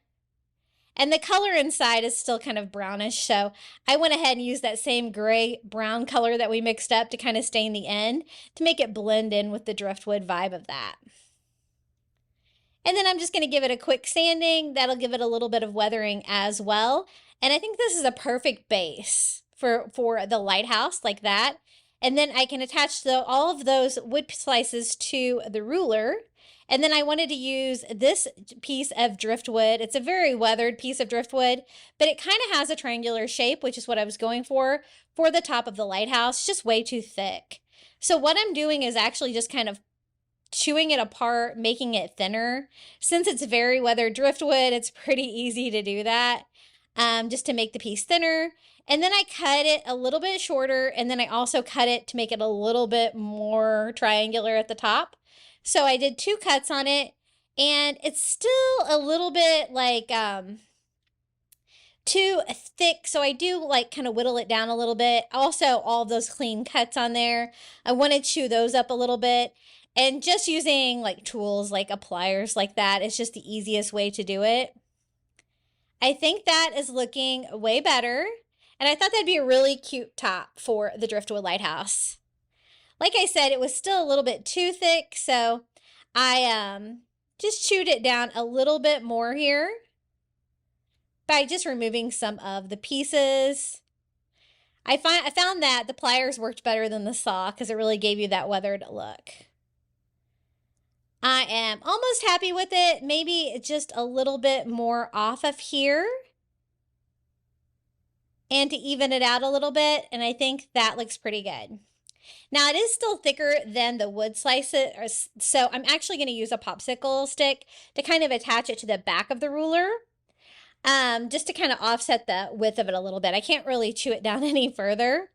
And so let me show you how I'm going to do that. I just use a jumbo popsicle stick, and I'm just going to cut it into a little piece like that can stick out from behind the ruler that I can then use to attach the driftwood to that. So I'm just going to use hot glue. And I have like the ridge where the stickers were. That's going to be the back of my project, and I glue it onto the back. Add some hot glue to the front and just glue my driftwood piece. It's very fragile. I think I pushed on it a little too hard and cracked it, but I'm committed, so I just glued it back together, and being broken, I think even adds more character to the driftwood look. And now it's just a matter of putting this together. I can do a couple at a time before my hot glue sets up, so I still have them lined up how I wanted them, from smallest to largest. And I can do like 2 or 3 here at a time with my hot glue, and I'm just trying to center that on the wood ruler and just gluing it straight to it. I use Gorilla Glue hot glue, which holds up really well for my wood projects like this, so I think that this should be no exception. And I'm going to do that all the way till I get to the bottom here. And I did cut the ruler slightly. I cut the circle off the end just because I thought it was going to be a little bit too long, and I'm really glad I did that because it would be harder to do that now. And then I just hot glued that bottom piece of driftwood to the base. And we have the structure of the lighthouse. I think it's looking really cute. What do you guys think? Now, even though it's rustic, I still wanted to give it like windows. And so I'm just going to use a paint pen. I chose like this beachy blue color of my Posca paint pen. And I'm just going to draw a little rectangle on there and just kind of color it in. It's going to be over multiple wood slices, so it's going to be like on 2 or 3, but I'm just trying to space that out, and let's do a third window right up here. I'm just doing rectangular windows just because I thought it would be easier. And then I just want a simple hanger for the back. I actually picked up these little hangers on Amazon. A lot of times I have some left over from the Dollar Tree things that I take apart, but I just wanted a quick little hanger here for the back, and I wanted it to be really sturdy. So I'm actually going to screw that in. I can screw it through the popsicle stick and the driftwood. But first I just need to drill a hole in it, and that is what I did, and I'm just going to screw this in. I found that the popsicle stick did want to split even though I pre-drilled it, but it's probably just because it's a popsicle stick, but I think it's going to be plenty sturdy. I used a little extra hot glue just to make sure on top of my screw to secure it. And then for like, I think it's called the gallery up here, I'm just going to give a very abstract one with a white paint pen and just kind of draw that on and kind of draw some lines down just to give a little bit of separation in that area. And then I thought it'd be really cute to decorate the base of it. So I'm just using some seashells here from the Dollar Tree. I get these little starfish from Amazon. I love those. Those are in my shop. And then I have a couple little beach finds from when I went to Sanibel Island a few weeks ago. And then I like to do odd numbers. So I think 5 is going to look really good on this. And I just attached them all with a little bit of hot glue. Now it's not a super large project, but I think it turned out so cute. Now you wouldn't have to do a hanging one if you had like a wider base, but I think this is going to look really cute. I think I'm going to hang this in my kitchen area of my house. It's definitely going to go with the coastal feel. And I'm really glad that I stained some of that driftwood. I think it gives it so much character. So that is our first Dollar Tree Beach DIY. What do you guys think about this one? I hope you love it as much as I do. If you're enjoying today's video, be sure to hit that like button. It always helps my videos do better here on YouTube. Okay, for the next DIY, I was thinking I wanted to do like a sea glass wreath. And I also wanted to incorporate a sign that you guys have been asking how to DIY. So these are just the sea glass from Dollar Tree. I also picked up one of their wood wreath forms and some Dollar Tree rope. I ended up only needing one package of that. It's going to be kind of a background to the sea glass. Now this sea glass is like different colors. There's like a royal blue, a green, a light blue, and like a white. The only one that I don't really like is the green. I don't think that really goes with the coastal feel of my house. So I'm just going to save that for another project. So just trying to look at what I have here. Most of the pieces are small enough to work with. A couple of them are really big. And actually I did try to break some of them for this project and it's harder to break them than I would think. I'm going to use some super strong glue. This is the Gorilla Clear Grip. Just because I want this to stick, and working with glass like this, I want to have the option to put this outside if I wanted to, and I don't want any of these stones falling off. And so it's a really thick glue. It dries pretty fast and it's really strong. I just start with some light blue, then white, then royal, and I'm going to continue that pattern all the way around. The sea glass from Dollar Tree usually has like a flat edge on there. So that's what I'm kind of looking for. And I also want it to be very random, like what direction it's facing. But I'm trying to cover as much as a wreath form as I can. That wood wreath form is like a MDF material. It's not a really pretty wood, but I don't mind the color of it shining through like the white ones, which are kind of more clear.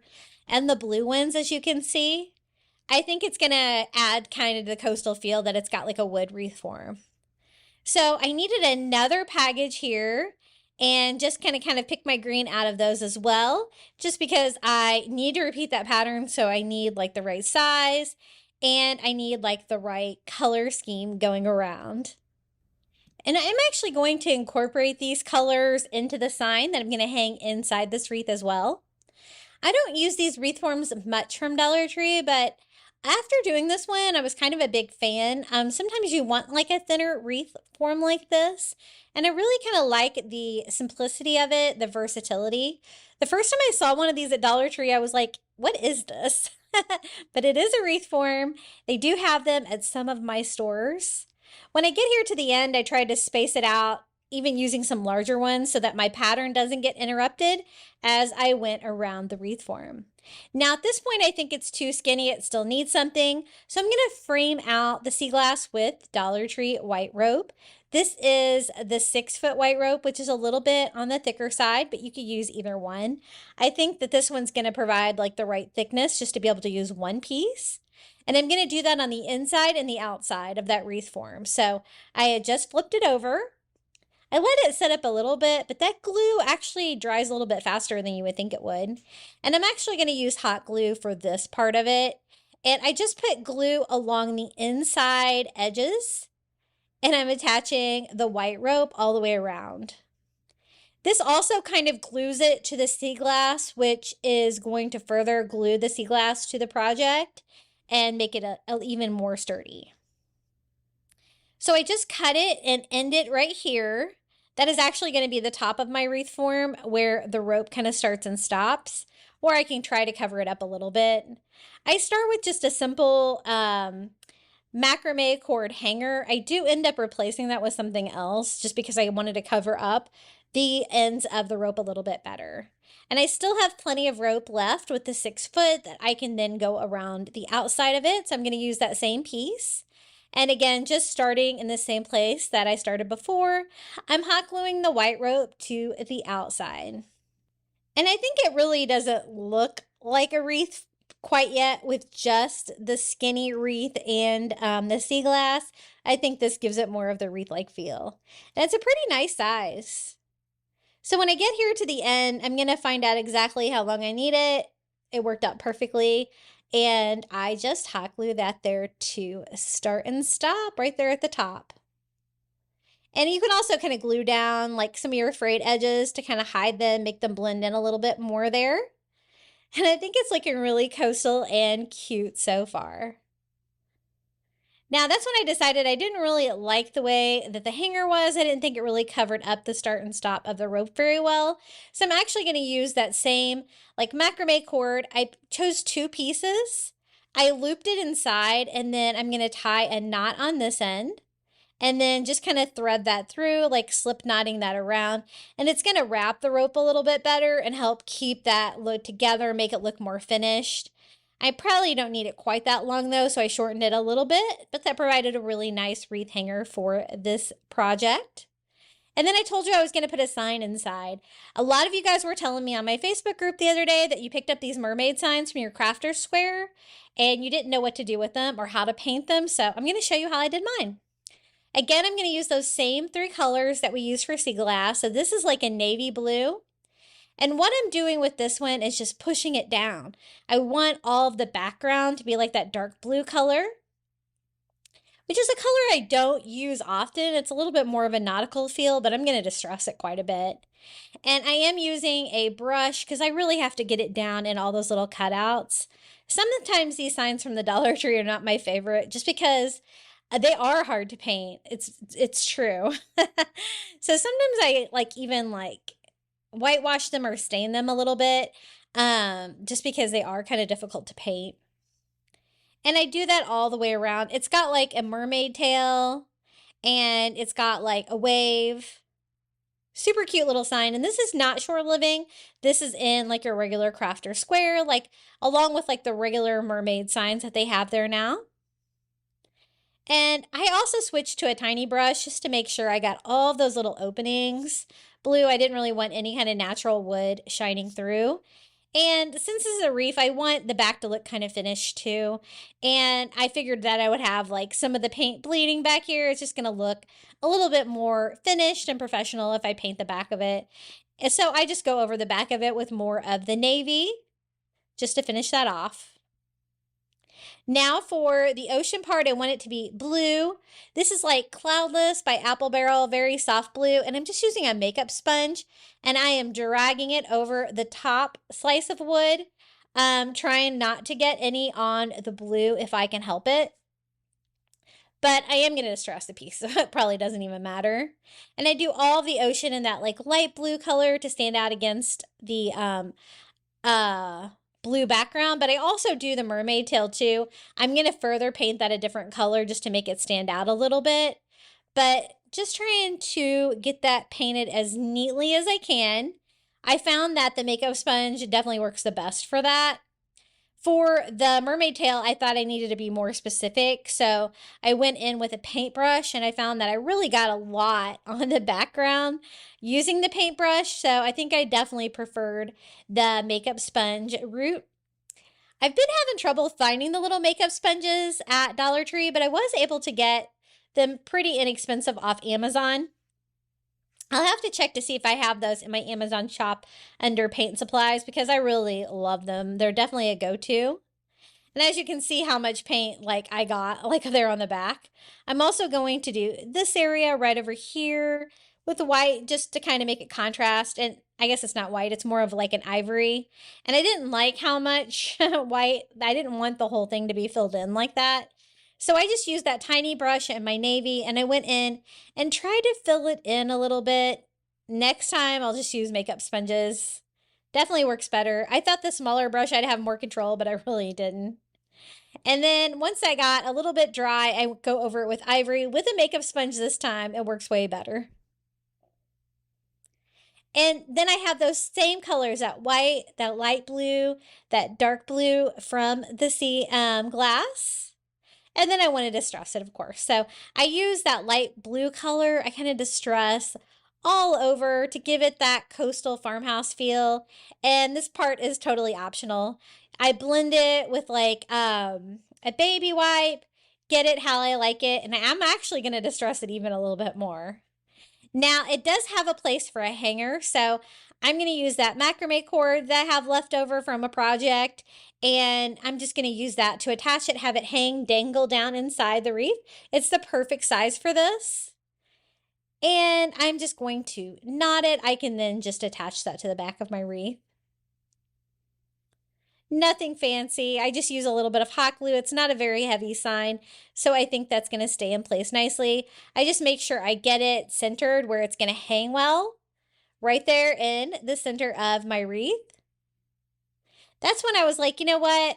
I do want to distress it a little bit more. And to do that, I'm going to do like a whitewash. So I mix some of that ivory paint with just some water. And I'm just going to kind of soak all of these like darker colors with that, let that soak in a little bit. And that in addition to like using my heat gun, it's going to give it just a very weathered feel. I just wanted it to look more weathered and less bold. So that's what I did. Just a quick whitewash on there, and then just went in and dried it with my heat gun. And now I like the color scheme even better. Let me show you how this one turned out. I think the sea glass is so pretty. And here is a use for that little mermaid sign and a way to paint it. What do you guys think about this one? I think it's really fun, definitely unique. I just kind of had an idea for this one and I went with it, and I'm so glad. I've never made a sea glass wreath before. Now for the next DIY, I wanted to make a centerpiece for my table, and I'm going to do that with one of these long board signs from the Dollar Tree. It doesn't matter which one it is.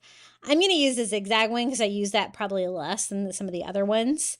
And I just removed the hanger from the back and the staples because this is going to sit, the bottom of the sign is going to sit on my table.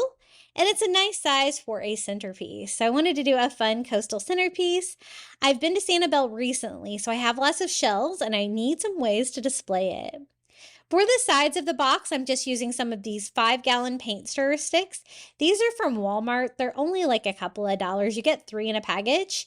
And I'm going to cut down one of them into 2 side pieces, which I do measure separately because Dollar Tree signs are not always perfectly symmetrical.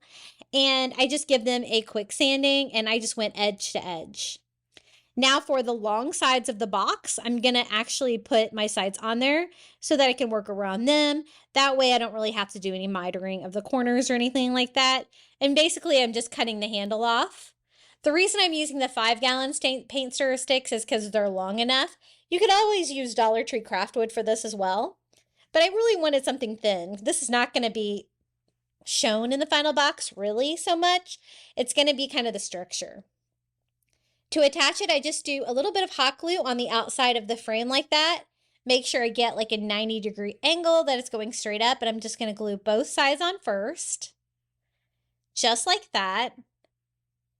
And I like the fact that it's wood on the bottom, but we're actually going to cover it with seashells and sand. So again, it doesn't really matter which sign you start with. For this side, I just put glue all the way around, including the pieces that we added, and glue that piece in place. Try to get my corners as straight as possible. And then I do the same thing here with the other side. We're going to wrap this little centerpiece, coastal centerpiece, in rope. So I don't really care what the finish is. I don't really care that my corners are not perfect on this. Again, I was just looking for the structure of a centerpiece box. So that looks pretty good. I'm going to go ahead and start with the rope. I'm going to be using this Dollar Tree rope. It is like the 6-foot white rope. It's a little bit thicker. And just removing the tape from the end. I'm actually going to start and stop here at the end where you would think that there would be like handles. And we're going to do like a little faux handle look on this. And that will hide where the rope starts and stops. Now, the sides are about 3 rope thick, so I'm going to have to go around 3 times with the rope. So I go around 1 time, and I don't want to wrap it like around and around because I want everything to be flat. So I just cut it once I get to where I started and finish off that row. I have enough of the rope to go like half the way around, but not all the way, but I'm going to go with it since we can have handles on the end. That's going to cover that up. So I just start in the same place that I did before and hot glue that to the middle of the other side, then cutting that down to size so that I can start and stop right where I want to. Gonna start another package of this rope and just gluing it right here where we stopped. I'm gonna do like a half a side or the like half of it, like one side like I did before, starting and stopping here. And then I should have plenty left on that package to go all the way around for the final. And that's going to take us all the way to the lip of it. And I really love the white nautical rope from the Dollar Tree because it doesn't have all that fuzziness that you're going to get with the brown. It looks super coastal or nautical. And I think it's going to look really cute with this centerpiece project. This would be great on a coffee table as well. I'm going to use mine on my table. My husband always hates like a tall centerpiece where you can't see each other. And so small ones like this work really well for us. Now for the faux handles, I'm just going to use burlap ribbon from the Dollar Tree, and I'm just going to kind of wrap it around. So I just need a little piece like that. I'm going to glue it inside here, inside the box that we made. And then it's going to kind of give you the illusion of a handle. I'm not really going to have it be a functional handle, and just wrap that around where I can glue it on the underside. It's going to cover up all the start and stop areas of the rope and make it look cleaner. And it looks coastal as well with a little burlap addition. It stands out nicely against that nautical rope. And then I'm just going to do the same thing here on the other side. I just glued it to the bottom and cut it off and glued it down inside the box. Now I want this to be like a candle centerpiece, something that we can light up. And so to do that, I'm going to use some Dollar Tree candles. Here's a little view of what it looks like so far. It looks pretty cute actually, just as a tray, doesn't it? With that zigzag pattern. These are the candles we're going to use. You get 2 of them in a package at the Dollar Tree for $1.25. And I like odd numbers, so I'm going to use a 3. If you were going to make a longer one of these, you could do even 5. And I'm just going to use a little dot of hot glue just to make sure they stay in place. By gluing these down, I think that looks pretty good. Now I have a whole bunch of seashells that I found in Sanibel, but I want to put them in a bed of sand. I thought that would be cute. So I had like just a partial package of like the tan sand from the Dollar Tree. And then I'm going to add more from another package. I did notice a little bit of mix match in color there, but that's okay. I'm just going to mix it all together and make it look more consistent. And then it's time for the fun part, the seashells. When my son and I went to Sanibel a few weeks ago, we found so many seashells, but only on one beach. The beach by the lighthouse found so many pretty seashells, as you can see. So I want to display them and have some fun with them in this centerpiece. So I'm just going to start spreading them all around. Beautiful conchs, all different kinds of seashells. Awesome. If you've been following my social media or my community tab, you'll see that we actually just got back from the Florida Keys. We were staying down in Marathon. That's not a good place for shelling. I really don't have anything to show for that trip, but we had such a wonderful vacation down there. We toured a sea turtle hospital, and we had so much fun. And I am just going to keep adding seashells. I have most of these, I think almost all of these are actually things that I found at the beach. There may be like a few Dollar Tree shells thrown in here and there, but I just want just a huge variety. I want it to be really full. You could kind of go crazy with this and not even need the sand because you could just keep piling the seashells in there. I just want everything that we found to be on display and fun. So this is it, my little beach centerpiece. I think it is so pretty. As you can see, a wide variety of shells, really colorful shells. I did wash them all. They look great. And it's going to look so cute lit up on my table, I think. Really easy structure to build. Anybody could really do it. Even if you don't have like a power saw like me, those little paint stir sticks are going to be pretty easy for you to cut down to size. And this is how it looks lit up at night. Okay, for the next DIY, I'm going to use some of these wood wall shelves from the Dollar Tree. I love these things. I only need the wood slices. The reason I love to craft with these, you can put as many together as you want to make whatever size project you want. You have a nice, thick, flat piece of wood that won't bow or anything like that. And I think I'm going to need 3 for this project. So just seeing which way looks the best. I think they look really good like that. and then it's just a matter of gluing them together. They're thick enough that if you use hot glue like this and glue them together, it's going to give you a sturdy sign. What I wanted was a blank canvas because we're going to be doing another DIY with seashells that I found at the beach and also Dollar Tree rope. So I glued 3 of them together. I'm going to have a tall sign. And these are the shells I'm going to be using for this project. I found hundreds of these shells. As you can tell, they're like still attached. I'm just breaking them apart. Some of them are bigger than others, but that's okay. I can just do like a row of bigger ones like this as long as I cross all the way across. And I tried to see if anybody else had done a project like this using shells for a canvas, and I couldn't find anything on the internet. So I had to use my imagination and see what we could come up with here. What I want the shells to look like is the ocean. So I'm going to be painting those. I want to do like kind of an ombre effect on those, but I also want like a curvy line for a beach to kind of do like a multimedia on this. And I love how this project turned out. It's so pretty. So that's why I went down further on one side like that. I wanted to like kind of swirl. So I'm trying to imagine how I want the beach to swirl up against my ocean. And I think I'm happy with that. Now it's just a matter of gluing these all down. I thought about painting them first, so that when I paint these with spray paint, that I could do like a different color or a stain for the background. But then I decided I really wanted the blue ocean to be on the back of the sign as well as the seashells. So I thought I would go ahead and attach the seashells first. On these, I just have to do a little bit of hot glue on the lip, and also there's a base that works nicely for that. And some of these kind of go over the edge a little bit, but that's okay. I just try to minimize that if I can. And I just want to try to fill in as much of the sign with the seashells as possible, providing me that canvas. As you can see, they're nice, kind of simple shells. They don't have like a lot of texture on them. They almost give you like a very glossy appearance once we paint them. And it's going to be a really fun way to kind of do like an ombre beach scene with spray paint. I always try to pick up like beachy blue color so that I always have some spray paint laying around in like different shades of blue. So I think we can make that work really well for this. But it's just a matter of getting all of these little shells glued down.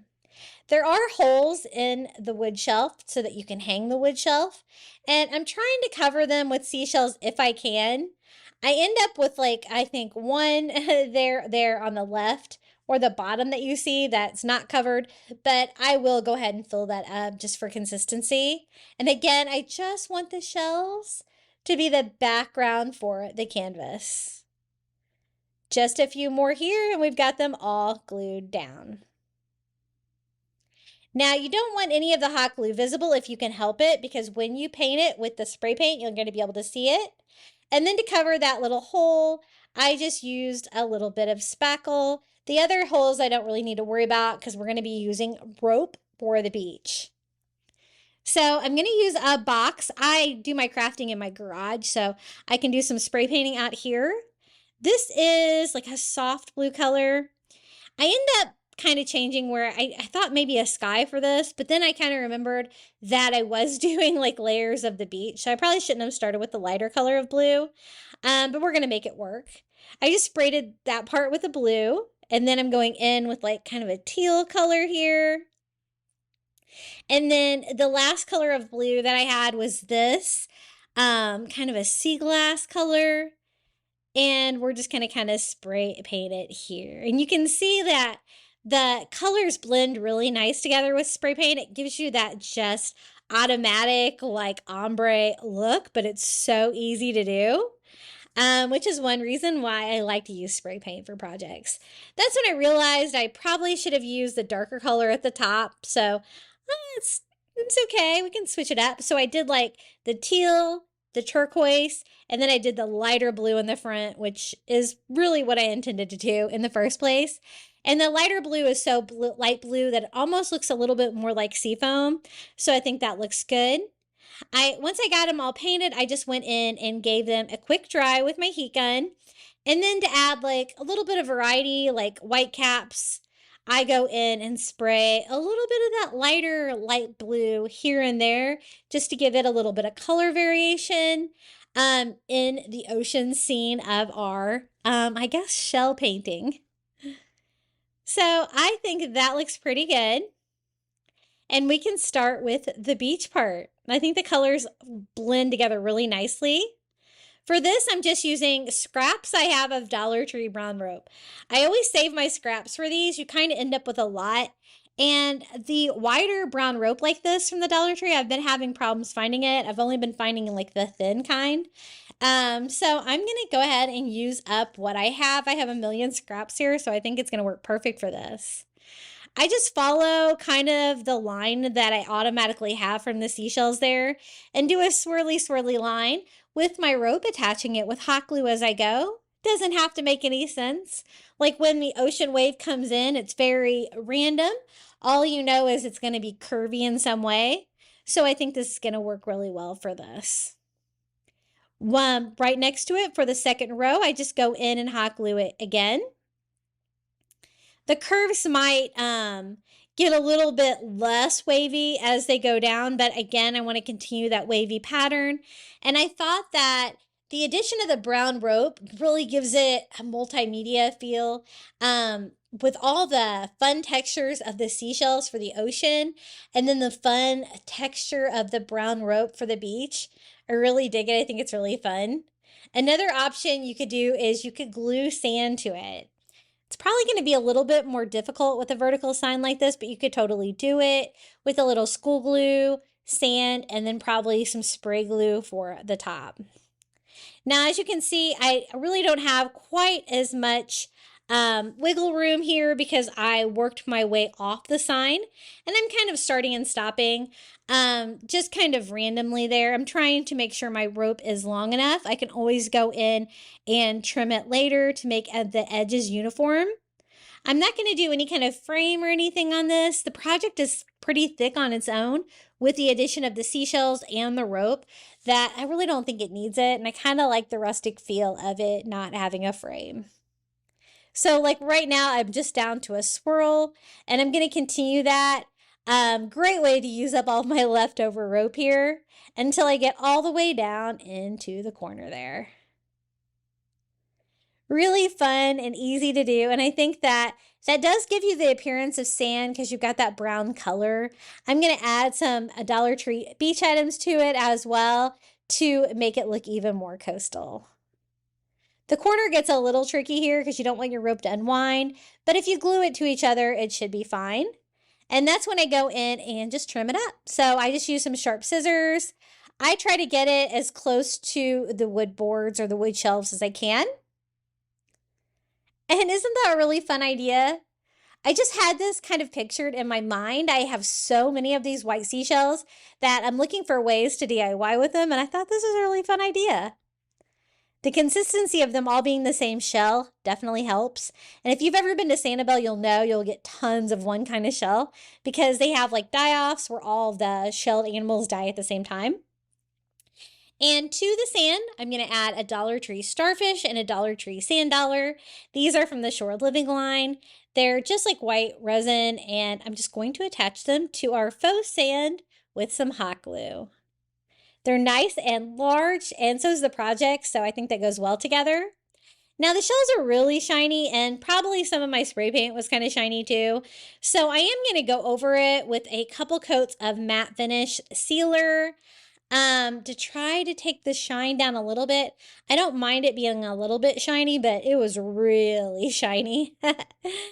And so I just go over it with a couple coats. It's probably going to help seal that paint on my seashells as well. And I absolutely love how this project turned out. It's so fun. This would be great for summer or coastal decor. I haven't decided where I'm going to put it in my house, but I think I'm just going to use it as a leaner sign like this. You could always hang it on the wall simply by adding a hanger to the back. But look at that beautiful ombre blue ocean coming down to our rope beach. So I incorporated a little bit of rope art in there as well. And the sand dollar and starfish, I think, really finish it off. What do you guys think about my shell ocean. Now for the next project, I wanted to do a shell encrusted mirror. So I'm going to use one of these new mirrors from the Dollar Tree. It's like an arch shape. I think these are so cool. The only thing I don't like about it is that it's black, but we can always change that, right? So I'm just going to remove the back. It's like a paper frame background with 5 screws on it with a mirror inside. So very convenient. We can take it all apart to paint it. I'm also going to be using a Dollar Tree little plank sign there for the base, nice heavy duty sign. And I want to encrust the entire frame with seashells. So again, I told you I found a ton of these seashells in Sanibel. If you guys have seen my pictures that I posted of my haul, these are the seashells. I'm also going to use some Dollar Tree seashells in there as well, but most of these are going to be from Sanibel. And I'm laying it all out so I can see what kind of variety I have, what's going to fit well. I'm going to paint them, so I don't want to paint too many of them because I want it to be all like one color. And I'm happy with that. I think that looks pretty. I want to kind of remember where everything goes, so I move them exactly how I had them inside my box so that I can paint them, and I'm just going to use some spray paint. I want everything to be like a ivory color. This is the spray paint I'm going to use. It's called Sand Dollar. It's one of my favorite like white colors. It's kind of like an antique white sand dollar color. And I kind of want that bleached shell look. So I'm going to spray them all that color.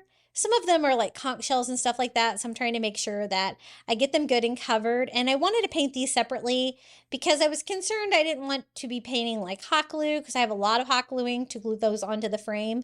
And I wanted to make sure that the frame underneath of it is going to be nice and consistently ivory too, since it's that black plastic.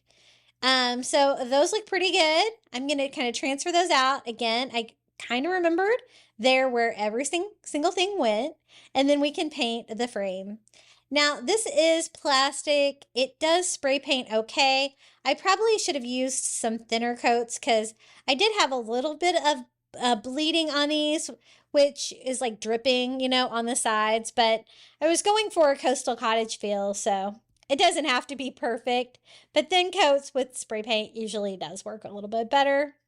I was trying to cover that dark color as quickly as I could, so that's probably my problem. But that looks good, and I think the combination of the white shells, this sign for the base, and the frame is going to look really good.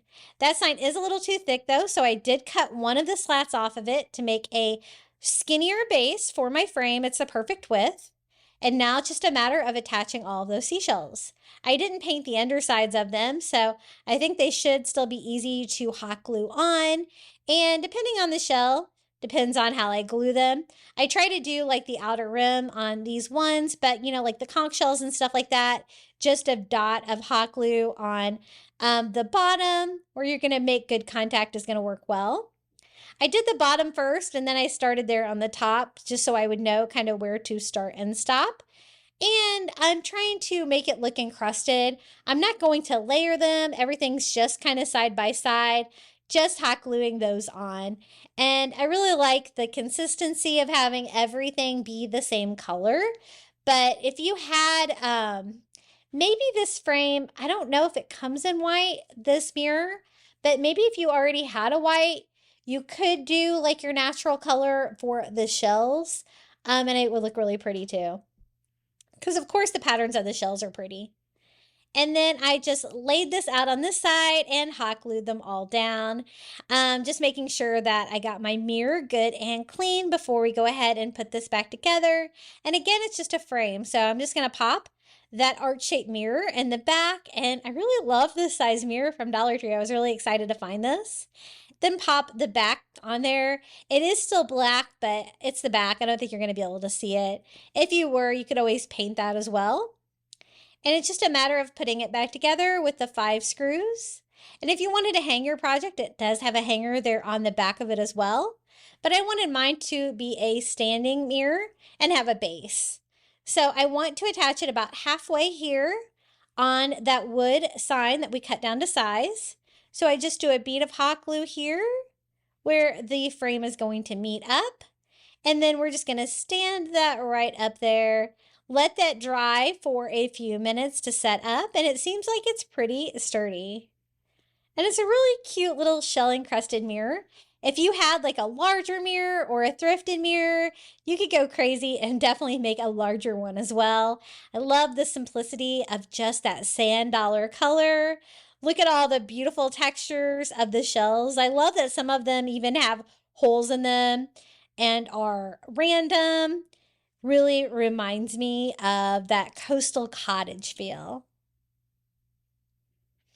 So that is a fun way to use seashells with these new Dollar Tree mirrors. I think it looks really cute. Hey guys, have you visited my new website yet? It is craftybeach.net. I do need to update it. I have a lot of vacations on my plate right now. Family vacation coming up with my husband's family. So hopefully I'll have time to update this a little bit. But as you can see, every time I do a YouTube video, I am then going to do a blog post. I do make this from scratch, so that's why it does take a little bit of time. But once you go on the link, I'm going to have a photo of every DIY I made in that video that you can pin on Pinterest, so you can remember to go back and make it, add it to your ideas. If you scroll down, you're going to find the YouTube video, the description. I have everything organized by season. It's pretty new. So right now I have Easter, spring, coastal, 4th of July, and tier trays. I even have links to my Amazon shop for the products that I recommend, so that will be easy for you to find. And I even have a link to my Etsy shop for all of those fun crafting printables that you guys love so much. So be sure to check out my new website. I'm really excited to bring it to you. It is craftybeach.net, no com on the end, just .net, and I hope you enjoy it. Now for the next beach DIY, I wanted to do a fun turtle tray. I picked up this silicone tray mold. They're about $5, $5.48 right now on Etsy. And as you can see, it's a large silicone mold for a turtle. I wanted to do a fun resin project for this to make my own tray. Now, my Dollar Tree, I just used all of my Dollar Tree resin for that resin video I just did. So I had to get Mod Podge resin, which I got on Amazon, but it's about the same price per ounce as the Dollar Tree, maybe even a little bit cheaper. And it's just like the Dollar Tree resin where you have part A, part B, you mix equal amounts. I tried to not use all of it for this project, even though it's a large tray, because I'm going to be adding something to it. I was watching another YouTuber, I think it was Steve McDonald, and he does a lot of resin videos, and he was doing some really fun mix-ins. If you've seen my recent video where I did beach resin DIYs, I mixed together like a paper, like hamster bedding, into the resin. It turned out really cool. Another idea that Steve had was to use like the wood filler that you can use for pets as well. So I wanted to do that to see if I can make my own like wood look sea turtle tray. So this is what I'm talking about. You use it for bunnies, guinea pigs. This one's made out of aspen, but it's just basically like just little flakes of wood. So I thought it'd be a really fun idea to try this method with something coastal. So I'm going to go ahead and try to add a lot of this. I want it to look like a wood tray.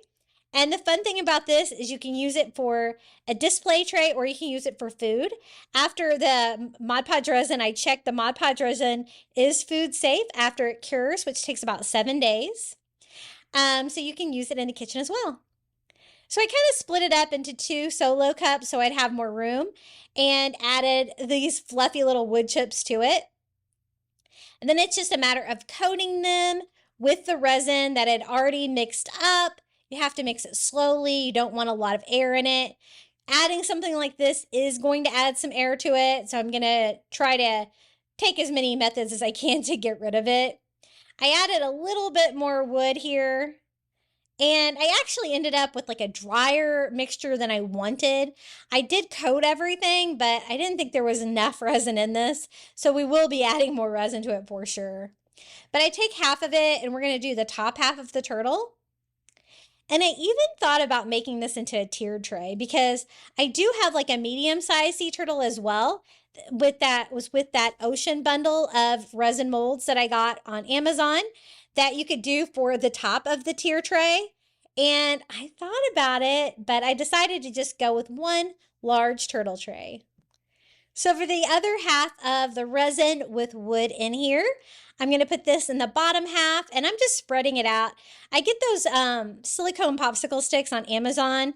I have those linked in my Amazon shop as well as the Mod Podge resin. I know that you can get the Mod Podge resin at Walmart, but my Walmart doesn't seem to carry it. So I just order it on Amazon. Easy, fast shipping. And that's when I was like, I think it's too dry. I really don't think it's going to hold up. So I think I need to add more resin to it. And so I'm going to finish off these bottles. This is a large tray. I had measured that it was going to take pretty much the entire thing of Mod Podge to fill it up when I measured it with water. But I thought that the wood would displace enough stuff that I wouldn't have to use that much resin. But it seemed to soak the resin up, which is okay. So I just add more to make sure that everything is wet because it seemed really like a dry mixture. And I think this is such a fun idea for being able to make your own like shape of a wood product. It's going to be glossy, of course, because it's resin, but it's going to have like a plywood look. It's really an interesting piece. So I just make sure everything is as level as I can get it. The bottom of this will be bumpy, just the natural flow of what I added to it. And it's so large, I actually had to use a pizza box to be able to move this around to let this set up overnight and to harden. I am just trying to level it out. You can get in there with your gloved hands. I do wear a mask and I also use safety goggles, gloves, and I do work in my garage. That way I have good ventilation because you do have to be careful with resin. I did find that I still wanted a tiny bit more resin. And so I did have a couple packages of the Dollar Tree. I just mixed a little 1 ounce B and A up just to add a little bit more resin. I don't know if this part was necessary, but I was concerned with the flippers and the head that it still wasn't quite wet enough, and it worked really well. So I'm glad I added more. This is the sea turtle the next day. We're just going to remove the silicone mold. I love this. I actually, got it on Temu because very inexpensive. First time I've used that website. And this is how my wood turtle turned out. I found that there was a few places where you could see the wood kind of sticking out from the sides. A little bit of overfill that I just trimmed down with some scissors. You can see that bumpy side, which is the bottom, but the top of it is glossy smooth. Now, I told you I wanted to make it a tray. So to do that, I just took one of those little wood puzzles from the toy aisle at Dollar Tree and took it apart. And I have these little wood cubes that I can use for feet. Now, when I was reading on the package of the glue, it said for a stronger hold, add the glue to both surfaces first, let it sit for 2 minutes, and then add it together. And since I do need these feet to be really strong, attaching to the resin, that is what I did. So I put glue everywhere I wanted one of those feet to be. Just under the shell part of the turtle, I think is going to work really well. And then I let those sit for 2 minutes. And now I'm going in and attaching each one, just making sure that you can't see any of the holes in it since they have kind of irregular holes on them being part of that wood puzzle. You could also use the little wood cubes from the Crafter Square at the Dollar Tree. That would work well. I just needed some little feet to prop it up and to make it a tray. I am going to plan on using this in my kitchen for food. I'm going to show you how you can also use it for display though, as just a wood sea turtle. Isn't that so cool? So thanks to Steve McDonald for that great idea. He always has great resin ideas. If you're just getting into resin, be sure to check out his channel. I think he just does resin and his videos are really helpful, and he does really fun experiments with add-ins like these wood chips. So this is how my sea turtle turned out. I think it's really interesting and fun. And again, you could do a medium-sized turtle and even a smaller turtle on top. You could do a tier tray and kind of build your way up. And who knows, maybe I'll do that in a future project. This is how it looks just displayed with some Dollar Tree coastal items to use it as a beach tray. So that's a fun idea as well. I hope you got lots of crafting inspiration with these 20 beach Dollar Tree DIYs. Be sure to comment your favorite beach DIY in the comments below or just come say hello. I always love reading your comments and enjoy the final reveal.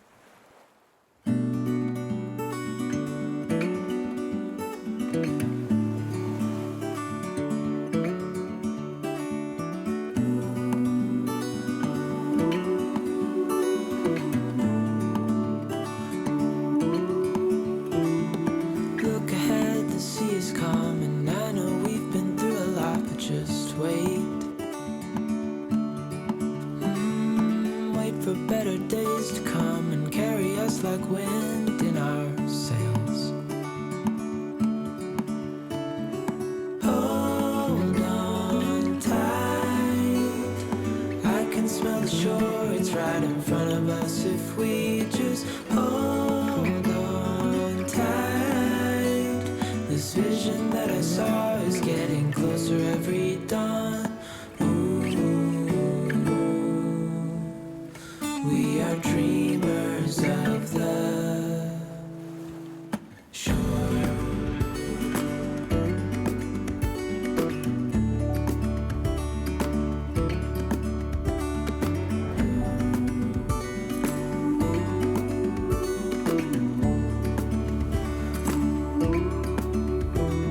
7 years now on this boat, and we all know where we belong. Just wait.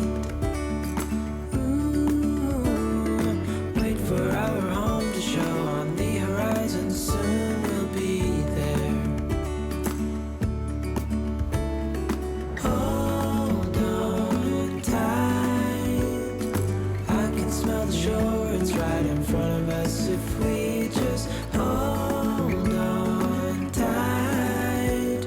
This vision that I saw is getting closer every dawn. We are dreamers of the shore when we can't read the sky. We just sail with the wind that we've got. And when we're drowning in doubt, just keep on believing. We are dreamers of the shore.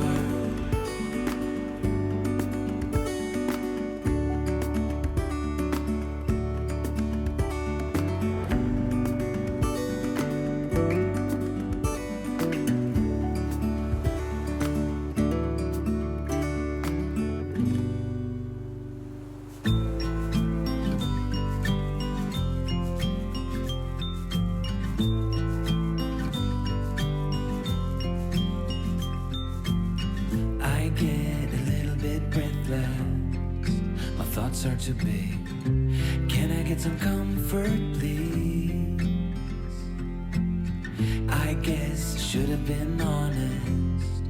It breaks in my heart. It's weighing me down, baby. I'm like a river that's overflowed. The sooner you know it, the less do we hurt.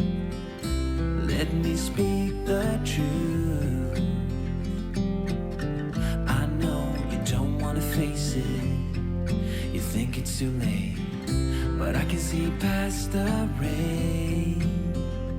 Won't you lay it on me? Turn the page and burn it. Let's make up a big bonfire on the beach with the stars as our lighter. Throw our problems in the flame. Throw our problems in the flame.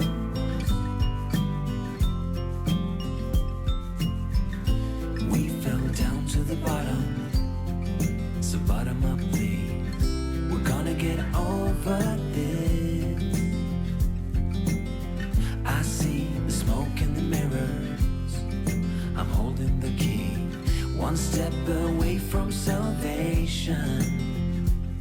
More like the ocean setting me free. Out in the open, I'm picking up speed. No bad thoughts penetrate. Hold me like this is the first time. Our destiny calls, not leaving this incomplete. Won't you lay it on me? Turn the page and burn it. Let's make up a big bonfire on the beach with the stars as our lighters, and throw our problems in the flame. Throw our problems in the flame. And throw our problems in the flames. Ooh, throw our problems in the flame.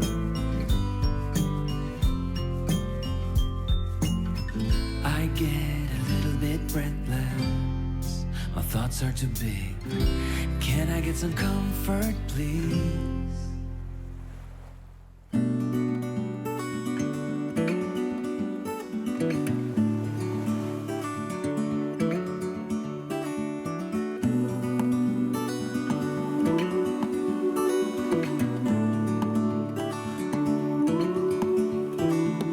Look ahead, the sea is calm, and I know we've been through a lot, but just wait.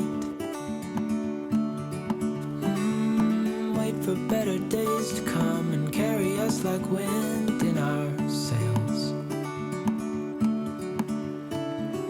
Hold on tight, I can smell the shore, it's right in front of us if we just hold on tight. Thank you so much for making it all the way to the end of this crafting marathon today. And I also want to give a huge thank you to all of my Crafty Beach Bum members for supporting my channel here on YouTube.